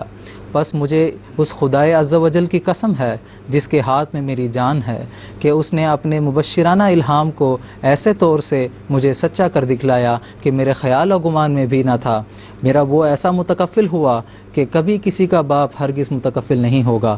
میرے پر اس کے وہ متواتر احسان ہوئے کہ بالکل محال ہے کہ میں اس کا شمار کر سکوں۔ یہ بہت ہی اہم واقعہ تھا حضرت اقدس مسیح موعود علیہ الصلوۃ والسلام کی جوانی کا، تو میں نے ضروری سمجھا کہ اس کا بھی ذکر کر دوں۔ تو خلاصہ کلام یہ ہے کہ حضرت اقدس مسیح موعود علیہ الصلوۃ والسلام کو ابتدا ہی سے جناب الہی سے ایک ایسا جذبہ عطا ہوا تھا کہ آپ شروع ہی سے خلوت نشین ہو گئے تھے اور سارا دن مسجد میں بیٹھ کر قرآن شریف پڑھتے تھے، اور اس کے حاشیے پر نوٹ بھی لکھتے جاتے تھے آپ، اور اسلام اور مسلمانوں کی خستہ حالی کو دیکھ کر دن رات مضطرب اور بے چین بھی رہتے تھے۔ غیرت رسول کا بے پناہ جذبہ شروع ہی سے ایسا موجزن تھا کہ 16-17 برس کی عمر سے عیسائیوں کے اعتراضات کو آپ جمع کرنے لگے اور اس کے مدلل و مفصل جوابات بھی تحریر کرنے لگے۔ اسی طرح سیالکوٹ میں جب آپ ملازمت اختیار کر رہے تھے، اس وقت بھی عیسائی پادری صاحبان کے ساتھ آپ بحث و مباحثہ کرتے تھے، اور آپ علیہ الصلوۃ والسلام نے کلمی جہاد کا جو آغاز ہے وہ آپ علیہ الصلوۃ والسلام نے سن 1872 سے شروع کیا ہے۔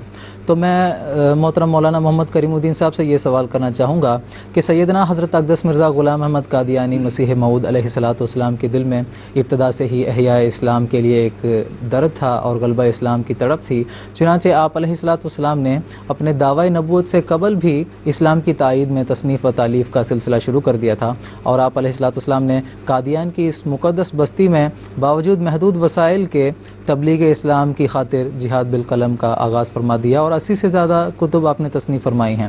تو ان نامساعد حالات میں قادیان میں جبکہ نہ کوئی پریس تھی، نہ طباعت و کتابت کی کوئی سہولت تھی، بلکہ قلم و دوات کا زمانہ تھا، بجلی کا بھی کوئی مناسب انتظام نہیں ہوا کرتا تھا، اس وقت آپ علیہ الصلوۃ والسلام نے تبلیغ و تبشیر کے فرائض نہایت ہی خوش اسلوبی کے ساتھ تصنیف و تالیف کے ذریعہ سر انجام دیتے ہیں۔ تو اس تعلق سے اگر تھوڑی تفصیل ہمیں بتائیں گے تو۔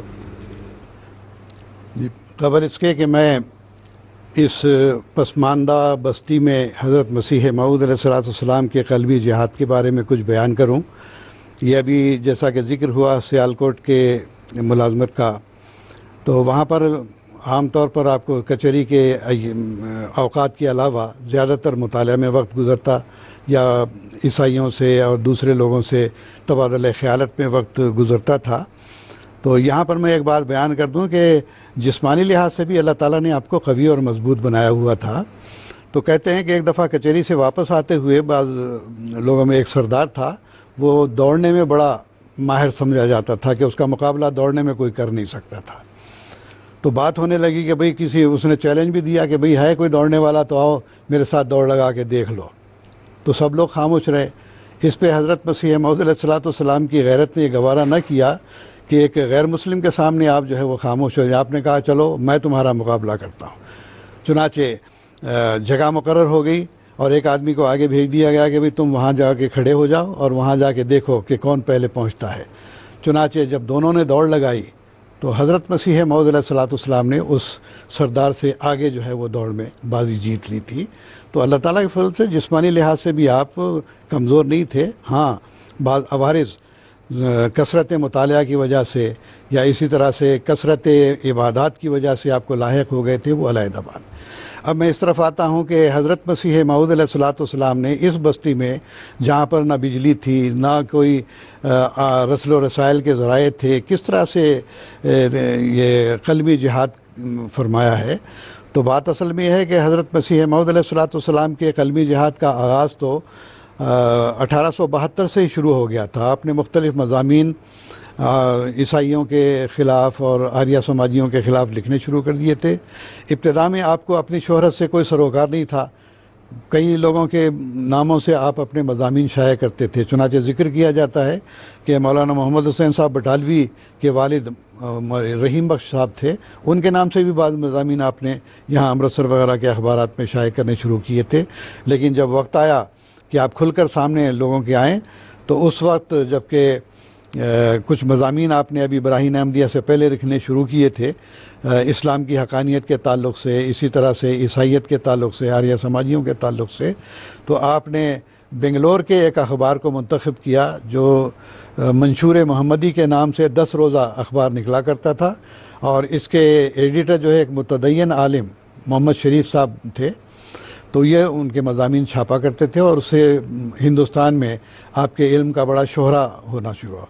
پھر اسی طرح سے ان ایام میں آپ جب گھر میں لکھنے کا کام کرتے تھے تو ٹہل ٹہل کے لکھ رہے ہیں, کبھی بیٹھ کے لکھ رہے ہیں, اور پھر آپ کو اسلام کا اتنا درد تھا کہ ایک روایت آتی ہے, حضرت محمد دین صاحب رضی اللہ تعالیٰ عنہ بیان کرتے ہیں کہ ایک دفعہ رات کے وقت میں حضور علیہ الصلوۃ والسلام کے پاس ہی سویا ہوا تھا.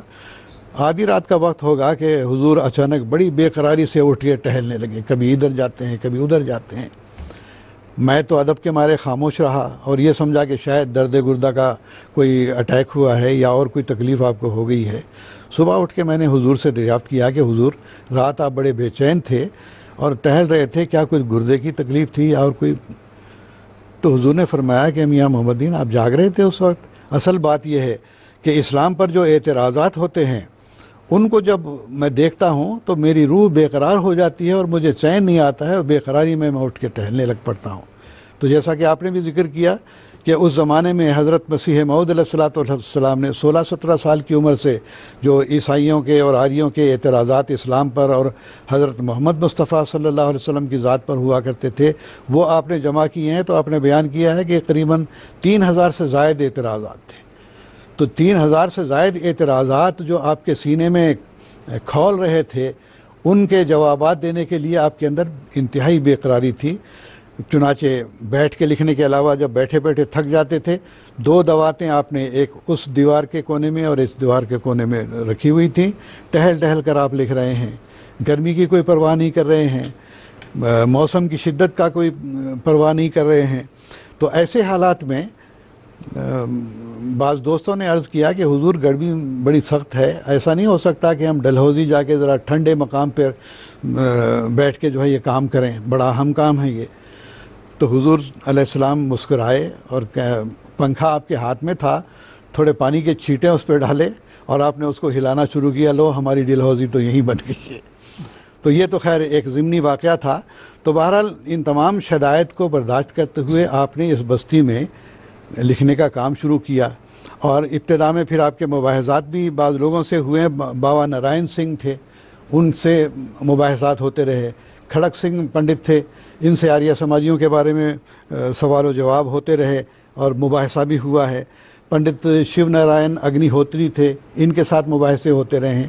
اس کے علاوہ براہین احمدیہ جب آپ نے لکھنی شروع کی ہے تو آپ نے بڑی ہی جاں فشانی کے ساتھ, اس واسطے کہ یہاں تو کوئی پریس نہیں تھا, یہاں سے بٹالہ جانا ہو تو پیدل جانا پڑتا تھا, اور امرتسر کے لیے گاڑی بھی ابھی بٹالہ تک نہیں آئی تھی, بلکہ بٹالہ سے یکا کر کے آپ کو وہاں جانا پڑتا تھا. تو اس زمانے میں آپ نے 3000 سے زائد صفحات لکھ کے پھر خوش خط کرنے کے لیے کہتے ہیں کہ ایک شخص کو مقرر کیا ہوا تھا کہ یہ مسودے صاف کریں تاکہ کاتب کو دیے جائے. منشی شمس الدین صاحب امروہہ کے غالباً رہنے والے تھے, ان کو امرتسر سے بلایا ہوا تھا, وہ بیٹھ کے ساتھ ساتھ کتابت کرتے تھے. تو اس طرح سے پھر آپ کو کئی دن جا کے وہاں پر حکیم محمد شریف صاحب کے پاس قیام کرنا پڑتا تھا, اور خود آپ کاپی ریڈنگ بھی کرنا آپ کا کام تھا. پھر پتھر پر جب وہ کاپی جمائی جاتی تھی پرنٹنگ کے لیے, پھر اس کے پروف نکال کے اس کی بھی ریڈنگ کرتے تھے. تو بہت آپ نے तग व दो इस काम में की है, बड़ा स्ट्रगल किया है। तो उस ज़माने में तो ज़्यादा कोई आपके साथी भी नहीं थे, कोई दफ्तर नहीं थे, कुछ नहीं थे, चंद आदमी आपके साथ थे, उन्हीं के ज़रिए से सारे काम होते थे। तो अल्लाह ताला के फजल से उस ज़माने में फिर बराहीन अहमदिया जब छपी है तो नामुसाइद हालात के बावजूद आपने अच्छी किताबत और अच्छी तबात और अच्छी जिल्दबंदी को आपने मलहूज़ रखा, और आपने फरमाया कि ख़र्च की कोई परवाह ना करें, बल्कि छपाई उम्दा होनी चाहिए, किताब उम्दा छपनी चाहिए, ताकि इस्लाम के जो दलाइल हमने इसमें दिए हुए हैं वो बेहतर रंग में लोगों के सामने जाएं। तो ये फिर एक लंबा वाक़या चलता चला जाता है, लेकिन बहरहाल उस ज़माने की तबात और किताबत आप देखेंगे तो नहायत उम्दा और आला उस ज़माने की थी। तो इस तरह से आपने बहुत ही तकलीफ़ उठाकर किताबों की तबात की। फिर आखिरकार आप बाद में अल्लाह ताला के फजल से कादियान में भी अपना प्रेस लग गया, सब कुछ हुआ, ये तो बहुत बात की बात है। तो बहरहाल इंतहाई नामुसाइद हालात में हज़रत मसीह मऊद अलैहिस्सलाम ने इस्लाम के दिफा में अपने ऊपर बड़ी मशक्क़त बर्दाश्त की है, और हर तरह का यानी ख़र्च के लिए भी कोई आमद के ज़राए नहीं थे। फिर अल्लाह ताला की तरफ से ये आपको इल्हाम हुआ कि हुज़्ज़ी इलैके बेजिज़िन नख़लत तुसाक़ित अलैके रुतबन जनिया, कि तुम जैसा कि हज़रत मरियम अलैहिस्सलाम के बारे में आता है कि खजूर को हिलाओ, ताज़ा खजूर गिरेंगे। तो आपको इससे ये तफ़हीम हुई कि लोगों में चंदे की तहरीक करनी चाहिए, चुनांचे तहरीक भी की गई और उसके साथ अल्लाह ताला ने फिर सामान भी किए। तो ये उस ज़माने के हालात हैं कि नहायत जाफिशानी के साथ आपने कलमी जिहाद का आगाज़ किया, और उसका नतीजा ये हुआ कि जब बराहीन अहमदिया छप के आई है तो मौलवी मोहम्मद हुसैन साहब बटालवी ने जो रिव्यू लिखा जून, जुलाई, अगस्त 3 महीनों के पर्चों में करीबन 200 सफ़हात पर मुश्तमिल इस किताब की जो महासिन है वो उसमें बयान किए, और उसमें ख़ास तौर पर उन्होंने ज़िक्र किया कि इसका मौलिफ भी इस्लाम की माली व जानी व कलमी व लिसानी व हाली व काली नुसरत में ऐसा साबित कदम निकला है जिसकी नज़ीर पहले मुसलमानों में बहुत ही कम पाई जाती है। तो ये अज़ीमुशान किताब थी कि जिसको तमाम लोगों ने नहायत ही पसंद किया। और ये भी अजीब बात है कि जब हज़रत मसीह मऊद अलैहिस्सलाम ने दावा मसीह और महदी किया है तो यही मौलाना मोहम्मद हुसैन साहब बटालवी, जिन्होंने हज़रत मसीह मऊद अलैहिस्सलाम की तारीफ़ में 200 सफ़ा से ज़्यादा इशाअत सुन्ना में ज़िक्र किया था, उन्होंने ये समझा कि लो जी ये मैंने तारीफ़ की है तो ये शायद अपने आप को ज़रा बड़ा बनाने लगे, कहने लगे मैंने ही इसको उठाया, मैं ही गिराऊंगा। लेकिन अल्लाह ने किया क्या, जिसको उठाना था उसी को उठाया, जिसको गिराना था उसी को गिराया। ठीक है, जज़ाकुमुल्लाह ताला अहसनुल जज़ा। हज़रत अक़दस मसीह मऊद अलैहिस्सलाम के खिदमत इस्लाम के सिलसिले में तसनीफ़ तालीफ़ के ताल्लुक़ से आपने बाज़ वाक़यात भी हमें सुनाए हैं। तो एक वाक़या ये भी याद आता है कि हुज़ूर अलैहिस्सलाम अक्सर छत पर टहलते हुए लिखा करते थे, तो दवात की एक शीशी एक तरफ रख लेते थे और दूसरी तरफ रख लेते थे, और टहलते टहलते आप लिखते थे, और जो इबारत आप लिखते थे उसको गुनगुनाते हुए भी रहते थे आप अलैहिस्सलाम। और एक मौके पर जब हज़रत अक़दस मसीह मऊद अलैहिस्सलाम से इस ताल्लुक़ से पूछा गया तो आप ख़ुद फरमाते हैं कि यही वजह है कि हमारे मज़ामीन चलते फिरते हैं, यानी उनमें हिस्स और ज़िंदगी है। तो बावजूद महदूद वसाइल के सैयदना हज़रत अक़दस मसीह मऊद अलैहिस्सलाम ने कलमी जिहाद के ये फ़राइज़ सर अंजाम दिए हैं। एक मरतबा का वाक़या है कि रिसाला का एक मज़मून आप तहरीर फरमा रहे थे तो मुकर्रम अब्दुल करीम साहब सियालकोटी ने यह अर्ज़ किया कि हुज़ूर पंखा लगवा लेना चाहिए। उस वक्त हुज़ूर अलैहिस्सलाम ने यह फ़रमाया कि पंखा भी लग सकता है और हमारे पास ख़ुद्दाम भी मौजूद हैं, लेकिन ठंडी हवा से हमें नींद आ जाएगी तो मज़मून कैसे मुकम्मल होगा। तो ये हज़रत अक़दस मसीह मऊद अलैहिस्सलाम का खिदमत इस्लाम के लिए जज्बा था। हमारे पास बहुत से कॉलर्स मौजूद हैं। मैं मुकर्रम पी अब्दुल नासिर साहब जो कि साउथ इंडिया केरला से अभी हमारे साथ राब्ते में हैं, उनसे बात करना चाहूँगा। अस्सलामु अलैकुम वरहमतुल्लाह अब्दुल नासिर साहब। जी हाँ, अस्सलाम वालेकुम वरहमतुल्लाहि वबरकातुहू। बारकाल्लाह जी, मेरा वालेकुम सलाम वरहमतुल्लाहि वबरकातुहू। जी मैं केरला से हूँ। मेरा सवाल ये है कि हज़रत सल्लल्लाहु अलैहि वसल्लम के पेशगोइयों में है कि आने वाला महदी मऊद जो है उनके नस्ल वो फारिसिल असल होगा, और हज़रत मसीह सलाम के जो ख़ानदान जो है वो बाबर के दौर में मिर्ज़ा आदिल बेग साहब हिंदुस्तान आए हैं और आप फारिसिल असल ठहरे हज़रत मसीह सलाम। آپ کے جو والدہ ماجدہ ہے نا، ان کے خاندان کے متعلق کچھ تفصیل، کس خاندان سے تھے وہ، کس علاقے سے تھے، اب ان کے خاندان کا کوئی کہاں ہے، اب ان کو کچھ پتہ جزاکم اللہ تعالیٰ احسن الجزا۔ میں ہمارے فون کالر سے یہ بھی درخواست کرنا چاہوں گا کہ جب آپ فون کرتے ہیں تو اپنی ٹیلی ویژن آواز کو بالکل میوٹ کر دیں تاکہ سہولت رہے، آپ کی آواز ہمیں بآسانی پہنچ سکے اور کسی قسم کا ڈسٹربنس نہ ہو سکے۔ تو آپ کا سوال ہمیں مل گیا ہے، جزاکم اللہ شکریہ۔ میں محترم مولانا محمد کریم الدین صاحب سے درخواست کروں گا کہ آپ نے حضرت اقدس مسیح موعود علیہ السلام کی پیدائش کے تعلق سے ذکر فرمایا، تو آپ علیہ السلام کے والد صاحب اور جد امجد کے تعلق سے آپ نے بتایا تھا کہ سمرقند کے علاقے سے وہ ہجرت کر کے قادیان آ کر آباد ہوئے ہیں، تو ان کا سوال یہ تھا کہ آپ کی والدہ صاحبہ کے تعلق سے کچھ تفصیل بتائیں۔ والدہ صاحبہ کے تعلق سے مجھے کوئی زیادہ معلومات تو نہیں ہیں، تو صرف یہ ذکر آتا ہے کہ ہوشیار پور کا قصبہ ایما ہے، اس جگہ سے یہ تعلق رکھتی تھیں اور غالباً مغل خاندان سے ہی ان کا تعلق تھا۔ البتہ یہ ہے کہ حضرت مسیح موعود علیہ السلام نے خود اپنی تصنیفات میں، خاص طور پر کتاب البریہ میں بھی اس کا ذکر فرمایا ہے کہ قوم مغل برلاس سے ہونے کا تو آپ کے آباء و اجداد کا ثبوت ہے۔ اس کے علاوہ بھی آپ نے فرمایا کہ اگر تم یہ ضرور اصرار کرنا چاہتے ہو کہ امام مہدی نے بنو فاطمہ سے ہی ہونا تھا، تو میری بعض نانیاں اور دادیاں جو ہیں بنو فاطمہ میں سے بھی تھیں، تو اس لحاظ سے جو ہے وہ سیدوں کے خاندان سے بھی آپ کا تعلق تھا اور اس کے علاوہ مغل برلاس سے بھی آپ کا تعلق تھا۔ پھر اسی طرح سے آپ دیکھیں کہ حضرت مسیح موعود علیہ السلام کی جو شادی ہوئی ہے وہ سادات خاندان میں سے ہوئی، حضرت میر ناصر نواب صاحب رضی اللہ تعالیٰ عنہ کے ذریعے۔ تو بہرحال آپ کی والدہ چراغ بی بی کے تعلق سے یہ اتنا تو مجھے یاد ہے کہ آپ ایما قصبے سے تعلق رکھتی تھیں، اور مجھے قیاس یہی ہے کہ آپ کا تعلق خاندان مغلیہ سے ہی تھا۔ جزاکم اللہ تعالیٰ احسن الجزا۔ تصنیف و تالیف کے تعلق سے ہم ذکر کر رہے تھے تو ایک واقعہ یہ بھی مجھے ابھی یاد آیا کہ ایک مرتبہ سخت گرمی پڑ رہی تھی، تو حضرت مولوی عبدالکریم صاحب سیالکوٹی نے اپنے ایک مضمون پر یہ لکھا کہ اتنی سخت گرمی ہے کہ خدا کی مشین بھی بند ہو گئی ہے۔ اس کا جب حضور علیہ السلام کو علم ہوا تو حضور اقدس علیہ السلام نے فرمایا کہ یہ تو غلط ہے، ہم نے تو کام کرنا نہیں چھوڑا ہے۔ بہرحال واقعات بہت زیادہ ہیں، تو ہم مختصراً اپنے موضوع کے اگلے حصے کی طرف منتقل ہوتے ہیں۔ میں مکرم عطا المجیب لون صاحب سے درخواست کروں گا کہ سیدنا حضرت اقدس مرزا غلام احمد صاحب قادیانی مسیح موعود و مہدی موعود علیہ السلام کے زمانہ جوانی کے واقعات ہم نے سنے ہیں کہ ایک مرتبہ جب آپ علیہ السلام کے والد محترم کے ایک دوست آپ علیہ السلام کو سرکاری نوکری کی پیشکش کرتے ہیں، تو آپ علیہ السلام انکار کر دیتے ہیں اور یہ بتاتے ہیں کہ میں نے جہاں نوکر لگنا تھا وہاں پہ میں لگ چکا ہوں، یعنی خدمت اسلام کے لیے آپ علیہ السلام معمور تھے۔ اس کے باوجود بھی معاندین احمدیت کا یہ اعتراض رہتا ہے کہ حضرت اقدس مسیح موعود علیہ السلام جو ہیں نعوذ باللہ انگریزوں کا ایجنٹ ہیں، اسی طرح جماعت احمدیہ جو ہے نعوذ باللہ انگریزوں کا خود کاشتہ پودا ہے۔ حالانکہ جب ہم حضرت اقدس مسیح موعود علیہ السلام کی زندگی کا جائزہ لیتے ہیں تو انگریزوں کی طرف سے آپ کو کسی قسم کی خاص سہولت نہیں دی گئی تھی، اور نہ ہی قادیان بستی میں کسی خاص قسم کی سہولت دی گئی تھی۔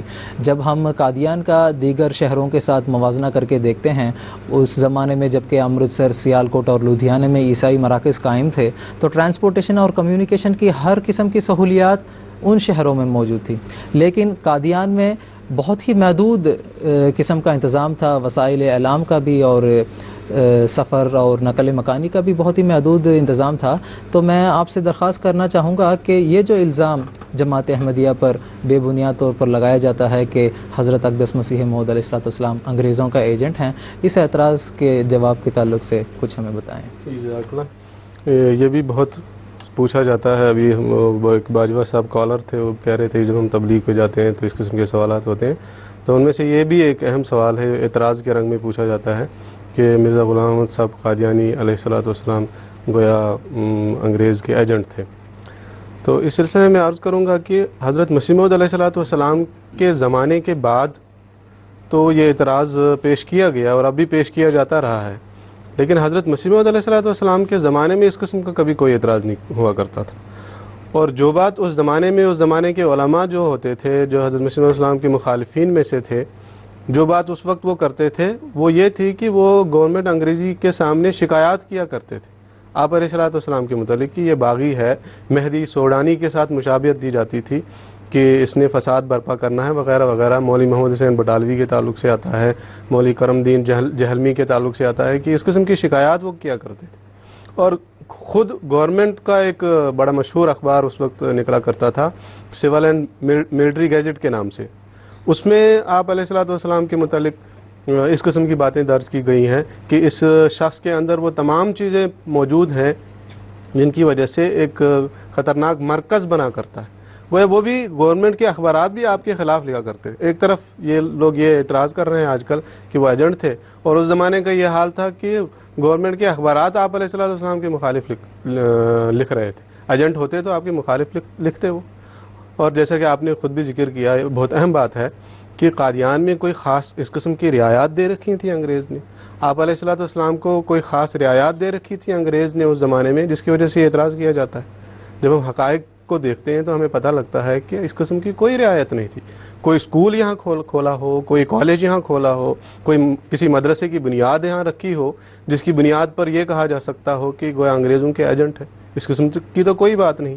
حضرت مسیح موعود علیہ الصلوۃ والسلام نے خود یہاں تعلیم الاسلام اسکول کی بنیاد رکھی, جو آپ علیہ الصلوۃ والسلام کے زمانے میں ہی ہائی اسکول تک پہنچا, اور پھر آپ علیہ الصلوۃ والسلام کے زمانے میں ہی اس کے ساتھ ایک شاخ دینیات کے نام سے ایک مدرسہ بھی اس کے ساتھ قائم کیا. آپ علیہ الصلوۃ والسلام نے خود, انگریزوں نے کسی قسم کی کوئی مدد نہیں کی. ہاں, یہ لوگ جو معترضین ہیں ان لوگوں کے ہاں اس قسم کی باتیں ضرور ہوئی ہیں. اب دیوبند کو دیکھ لیجئے, دارالعلوم دیوبند جو قائم ہے, بڑا مشہور زمانہ مدرسہ ہے, اس کے تعلق سے آتا ہے کہ اس کی بنیاد ایک انگریز نے رکھی تھی. بنیاد کے موقع پر انگریز وہاں گیا اور اس نے بنیاد رکھی. اور پھر ندوۃ العلماء کے تعلق سے خود انہی کا ایک میگزین, ایک اخبار الندوہ کے نام سے شائع ہوا کرتا تھا. اس میں یہ ذکر موجود ہے کہ وہ ایک انگریز کی مرہون منت, ایک انگریز کا مرہون منت ادارہ ہے وہ. اور وہ اپنے اخبارات میں یہ بھی لکھتے رہے ہیں کہ اس ادارے کا مقصد یہ ہے کہ گورنمنٹ کے وفادار علماء پیدا کیے جائیں جو آگے پھر گورنمنٹ کی وفاداری کو پھیلائیں. تو ان لوگوں کا تو یہ حال ہے. وہاں مدارس قائم کیے انگریزوں نے, یہاں تو اس قسم کا کوئی مدرسہ قائم نہیں کیا گیا جس کی بنیاد پر یہ اعتراض کیا جاتا ہے. حضرت مسیح موعود علیہ الصلوۃ والسلام انگریز کے ایجنٹ نہیں تھے. حضرت مسیح موعود علیہ الصلوۃ والسلام اللہ تعالیٰ کے فرستادہ تھے, اللہ تعالیٰ کے مامور تھے, اللہ تعالیٰ کے مرسل تھے. اور آپ کو جس کام کے لیے اللہ تعالیٰ نے کھڑا کیا تھا, اس کام کے لیے جو مدد کرنی تھی وہ بھی اللہ تعالیٰ نے خود ہی کرنی تھی, اور کی. تاریخ گواہ ہے کہ اللہ تعالیٰ نے خود حضرت مسیح موعود علیہ الصلوۃ والسلام کی مدد کی. الہامات کے ذریعے بتایا کہ یہ مدد کہاں سے آنی ہے, یہ انگریز سے آنی ہے یا کسی اور حکومت سے آنی ہے یا خدا تعالیٰ کی طرف سے آنی ہے. اللہ تعالیٰ نے فرمایا ینصر کا رجال نوحی الیہم من السماء, کہ تیری مدد وہ لوگ کریں گے جن کو ہم آسمان سے وحی کریں گے. انگریز کوئی مدد نہیں کرے گا. یاتی کا من کل فج عمیق و یاتون من کل فج عمیق, دور دراز علاقوں سے تیرے پاس مدد آئے گی, اور اس کثرت سے لوگ مدد کے لیے تیرے پاس آئیں گے کہ راستوں میں گڑھے پڑ جائیں گے. اور ایسا ہوا, حقائق ہیں کہ ایسا ہی ہوا. کثرت کے ساتھ لوگ حضرت مسیح موعود السلام کے پاس آئے. اللہ تعالیٰ نے جن کو اشارہ دیا خوابوں کے ذریعے, رویا کے ذریعے, اور وہ یہاں آئے نہایت ہی تکالیف برداشت کر کے, مصائب برداشت کر کے. حضرت خلیفۃ المسیح خامس اید اللہ تعالیٰ بن نصر العزیز خطبات میں اور خطابات میں ان صحابہ کے واقعات کا ذکر کرتے رہتے. پیچھے جو جلسہ سالانہ UK گزرا, اس میں بھی افتتاحی خطاب میں بھی حضور انور عید اللہ تعالیٰ بن نصر العزیز نے ایسے صحابہ کے واقعات بیان کیے کہ کس طرح وہ تکلیفیں برداشت کر کے, مشقتیں برداشت کر کے حضرت مسیح موعود السلام کی خدمت میں آتے تھے, اور اپنی جانی اور مالی قربانی اور وقتی قربانی پیش کرتے تھے اسلام کے اعلاء کلمت اللہ کے لیے, اسلام کی اشاعت کے لیے, حضرت نبی اکرم صلی اللہ علیہ وسلم کا نام دنیا کے کونے کونے میں پہنچانے کے لیے. تو یہ وہ عوامل تھے جو حضرت مسیح موعود علیہ الصلوۃ والسلام کی تبلیغ کے لیے اور اشاعت اسلام کے لیے کار فرما تھے. کوئی انگریز مدد کرنے والا نہیں تھا. اصل میں یہ جو اعتراض یہ لوگ کرتے ہیں, اس کی 2-3-4 باتیں بنیاد ہے جس کی وجہ سے یہ اعتراض کرتے ہیں, اور الگ الگ طور پہ بھی وہ اعتراض بھی پیش کرتے ہیں. کہ 2-3 باتیں وہ اس طرح ہیں کہ 1857 عیسوی میں غدر کے زمانے بہت فسادات ہوئے جو غدر سے مشہور ہیں, غدر کے نام سے مشہور ہیں. مرزا غلام مرتضیٰ صاحب نے اس زمانے میں انگریز کی مدد کی, تو پھر مرزا غلام مرتضیٰ صاحب کا وظیفہ مقرر کیا گیا. پھر کہتے ہیں کہ حضرت مسیح موعود علیہ الصلوۃ والسلام نے جہاد کے خلاف فتویٰ دیا, اور سب سے بڑی اور اہم بات یہ ہے کہ حضرت مسیح علیہ السلام نے انگریزوں کی تعریف کی، ان کے احسانوں کا ذکر کیا، اور اپنی کتابوں کے کئی صفحات ان کی تعریف میں رقم کیے. یہ سب سے زیادہ اہم بات ہے. تو یہ 2-3-4 باتیں ہیں جن کی بنیاد پہ ایسی باتیں کرتے ہیں.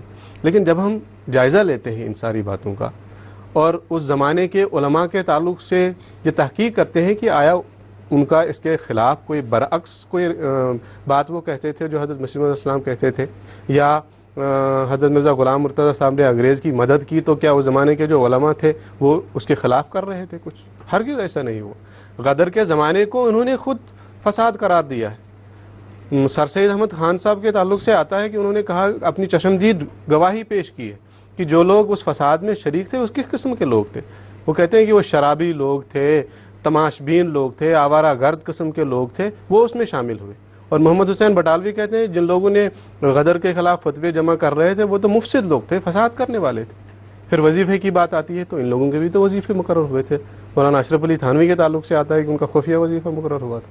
پھر جہاد کے خلاف فتوے کی بات آتی ہے تو اس زمانے میں وہ علماء موجود تھے جو انگریز کے خلاف جہاد کے فتویٰ کو ممنوع قرار دیتے، جہاد کو ممنوع قرار دیتے تھے. جہاد کا کوئی فتویٰ انہوں نے نہیں دیا، جہاد کے خلاف انہوں نے فتویٰ دیا. پھر جو مسیح علیہ السلام نے تعریف کی ہے، اور اس کی وجہ بھی حضرت مسیح علیہ السلام نے بیان فرمائی ہے کہ کس وجہ سے میں یہ تعریف کر رہا ہوں. انگریز کے یہاں آنے سے خصوصاً پنجاب میں جب الحاق پنجاب ہوا، اس زمانے سے پہلے کیا حالت تھی پنجاب کی، اور انگریز کے آنے کے بعد کس قسم کی مذہبی آزادی ہمیں حاصل ہوئی. اور یہ لوگ جو اس زمانے کے لوگ تھے وہ بھی اس کی تعریف کرتے. بعض تو یہاں تک کہتے تھے ہمیں مسلمانوں کی حکومت سے زیادہ ہمارے لیے انگریز کی حکومت کے تحت رہنا ہے، اور وفاداری کا درس دیا کرتے تھے کہ انگریزوں کا وفادار رہنا چاہیے وغیرہ وغیرہ، اس قسم کی باتیں ہوتی تھیں. اور سب سے اہم بات جو میں آخر میں عرض کر کے اپنی بات کو ختم کروں گا وہ یہ ہے کہ حضرت مسیح موعود علیہ السلام کو آپ لوگ انگریز کا ایجنٹ قرار دیتے ہو. انگریز تو یہ کہتے تھے، عیسائی پادری اپنی حکومت کے تعلق سے یہ کہتے تھے کہ عیسائیت کو فروغ دو تو یہ سلطنت کے استحکام کا باعث ہوگا. لیکن حضرت مسیح موعود علیہ السلام نے اسی عیسائیت کی بے خونی کی، اپنی ساری زندگی عیسائیت کے خلاف جہاد کرتے رہے. انہی انگریزوں کے خدا کو حضرت مسیح موعود علیہ السلام نے مار دیا اور کہا کہ وہ مردہ ہے جس کو تم خدا کہہ رہے. دجال کہا انگریز کو، پھر ماجوج بھی کہا انگریز کو، اور پھر ملکہ وکٹوریہ کو دعوت اسلام بھی دی. ان میں سے تو کوئی ایسا کام کسی نے نہیں کیا. تو یہ سب باتیں ہو رہی تھی اس زمانے میں. تو کیا یہ ساری باتیں ایک ایجنٹ سے ہوا کرتی ہیں؟ تو حقیقت یہی ہے جب حقائق کو دیکھا جائے کہ حضرت مسیح موعود علیہ السلام اللہ تعالیٰ کے فرستادہ تھے، اللہ تعالیٰ کے مامور تھے، اللہ تعالیٰ کے ساتھ آپ علیہ السلام کا تعلق تھا. کسی انگریز، مغل یا کسی اور حکومت سے کوئی تعلق آپ علیہ السلام کا نہیں. جزاکم اللہ تعالیٰ حسن جزا. ناظرین کرام، میں یہ بات واضح طور پر بتا دینا چاہوں گا کہ جماعت احمدیہ کسی کی ایجنٹ نہیں ہے، اور نہ ہی یہ کوئی پولیٹیکل پارٹی ہے جس کے دنیاوی اغراض ہوتے ہیں، بلکہ یہ ایک الہی جماعت ہے جس کی بنیاد سیدنا حضرت مرزا غلام احمد قادیانی مسیح موعود و مہدی موعود علیہ السلام نے الہی وعدوں کے مطابق سن 1889 میں قادیان کی اسی مقدس بستی میں رکھی ہے. اور آپ علیہ السلام جماعت احمدیہ کے قیام کے مقاصد یہ بیان فرماتے ہیں کہ انسان کا اپنے خالقی حقیقی کے ساتھ تعلق قائم کرنا ہے، اور بنی نوع انسان کے ساتھ ہمدردی کی تعلیم دینا جماعت احمدیہ کا بنیادی موٹو ہے، اور یہی جماعت احمدیہ کی بنیاد کا مقصد ہے. ہمارے پاس بہت سے کالرس موجود ہیں، بہت سے مبارکبادی کے بھی ٹیکسٹ میسیجز ہمیں موصول ہو رہے ہیں. میں ان سب کا شکریہ ادا کرتا ہوں، اور وقت کی رعایت سے میں بعض فون کالرز کا کال اٹینڈ نہیں کر سکا ہوں جو مبارکبادی کا تحفہ ہمیں پیش کرنا چاہتے تھے. میں ان سب کو خیر مبارک بھی کہتا ہوں. ایک کالر ہیں ہمارے پاس مکرم طارق احمد صاحب، جو کہ آندھرا پردیش سے اس وقت ہمارے ساتھ رابطے میں ہیں. جی مکرم طارق احمد صاحب، السلام علیکم ورحمۃ اللہ وبرکاتہ. اپنا سوال پیش کریں. وعلیکم السلام. جی خاکسر کا نام محمد طارق ہے. خاکسر صوبہ آندھرا پردیش، زون ورنگل سے بول رہا ہے. وعلیکم السلام. جی میرا سوال یہ ہے کہ حدیث میں آتا ہے کہ حضرت صلی اللہ علیہ وسلم نے فرمایا کہ آنے والا مسیح جو ہوگا سفید مینار کے پاس شرقی دمشق میں نازل ہوگا، لیکن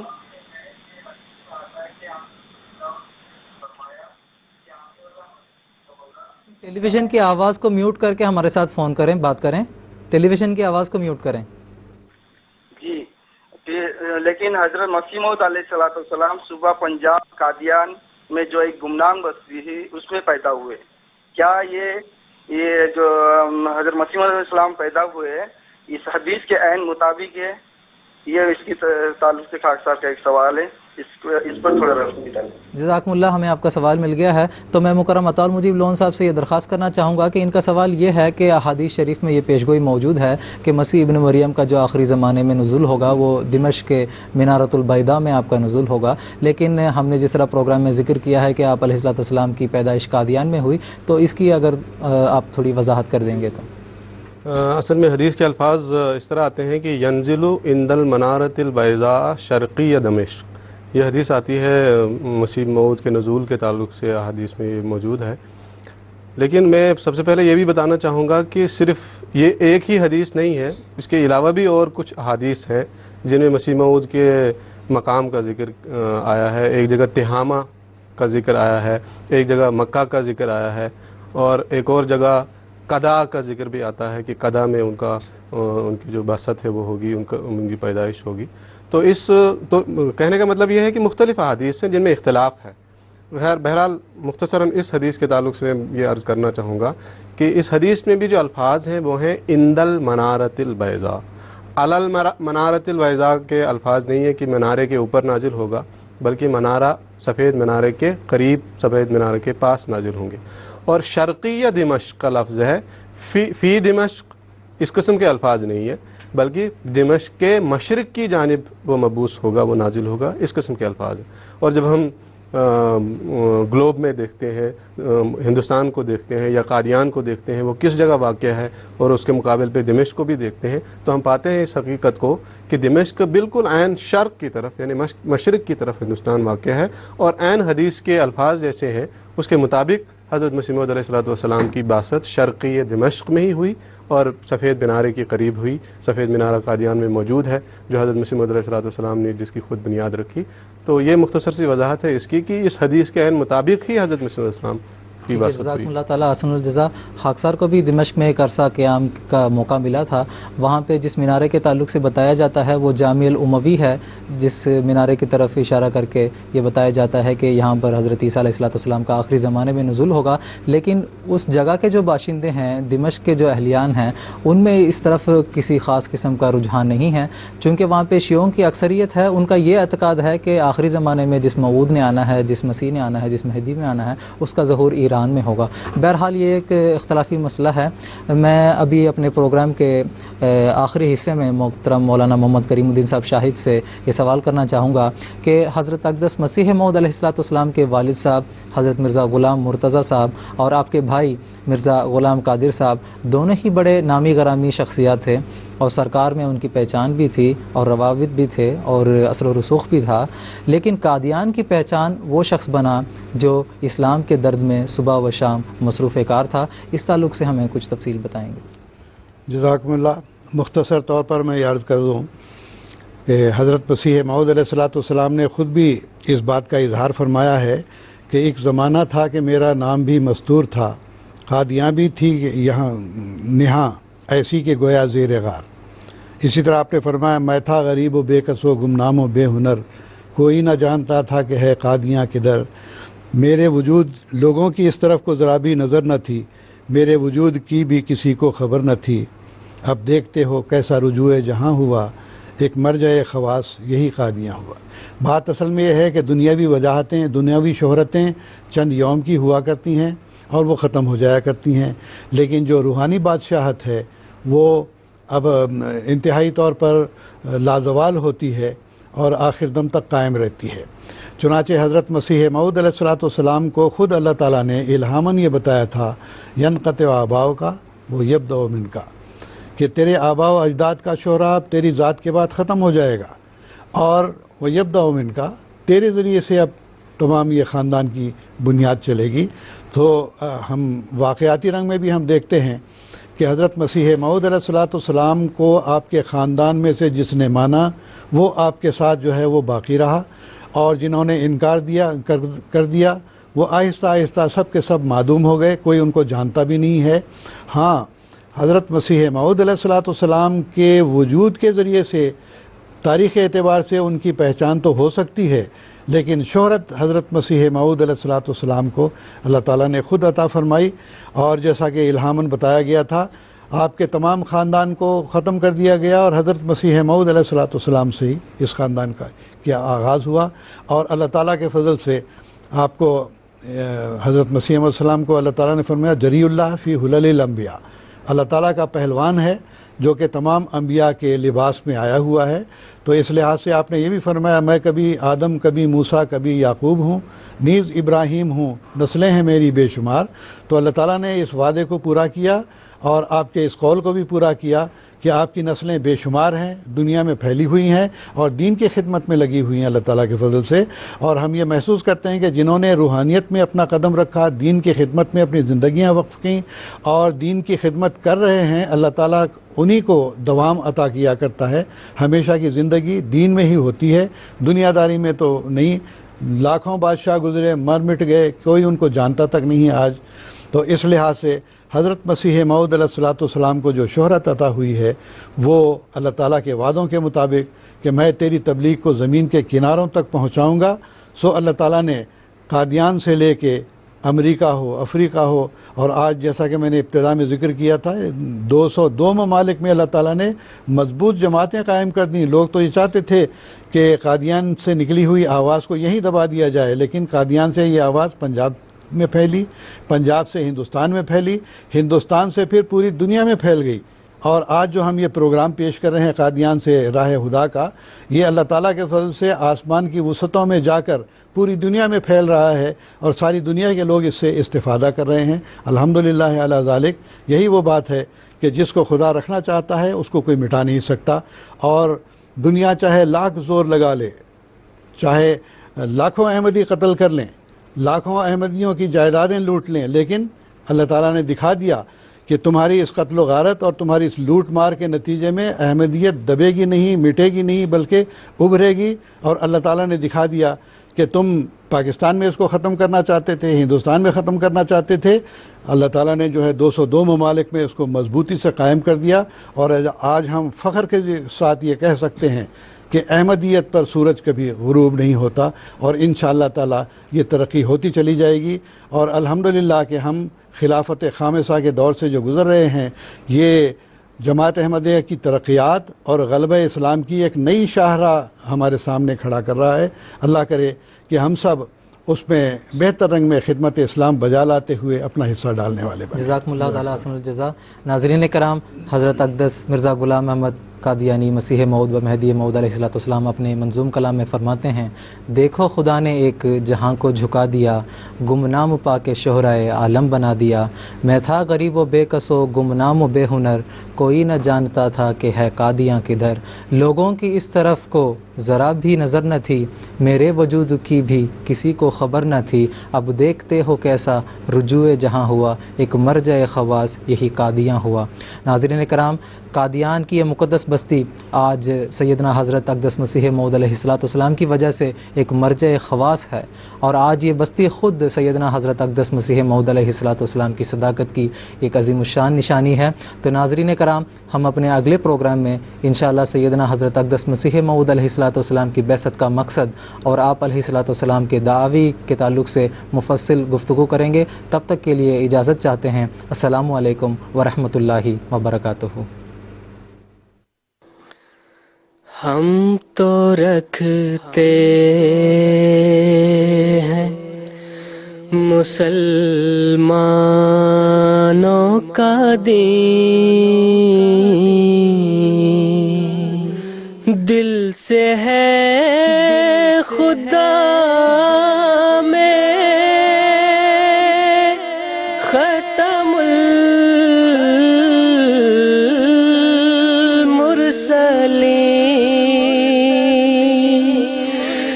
دل سے ہے خدا میں ختم جو صدق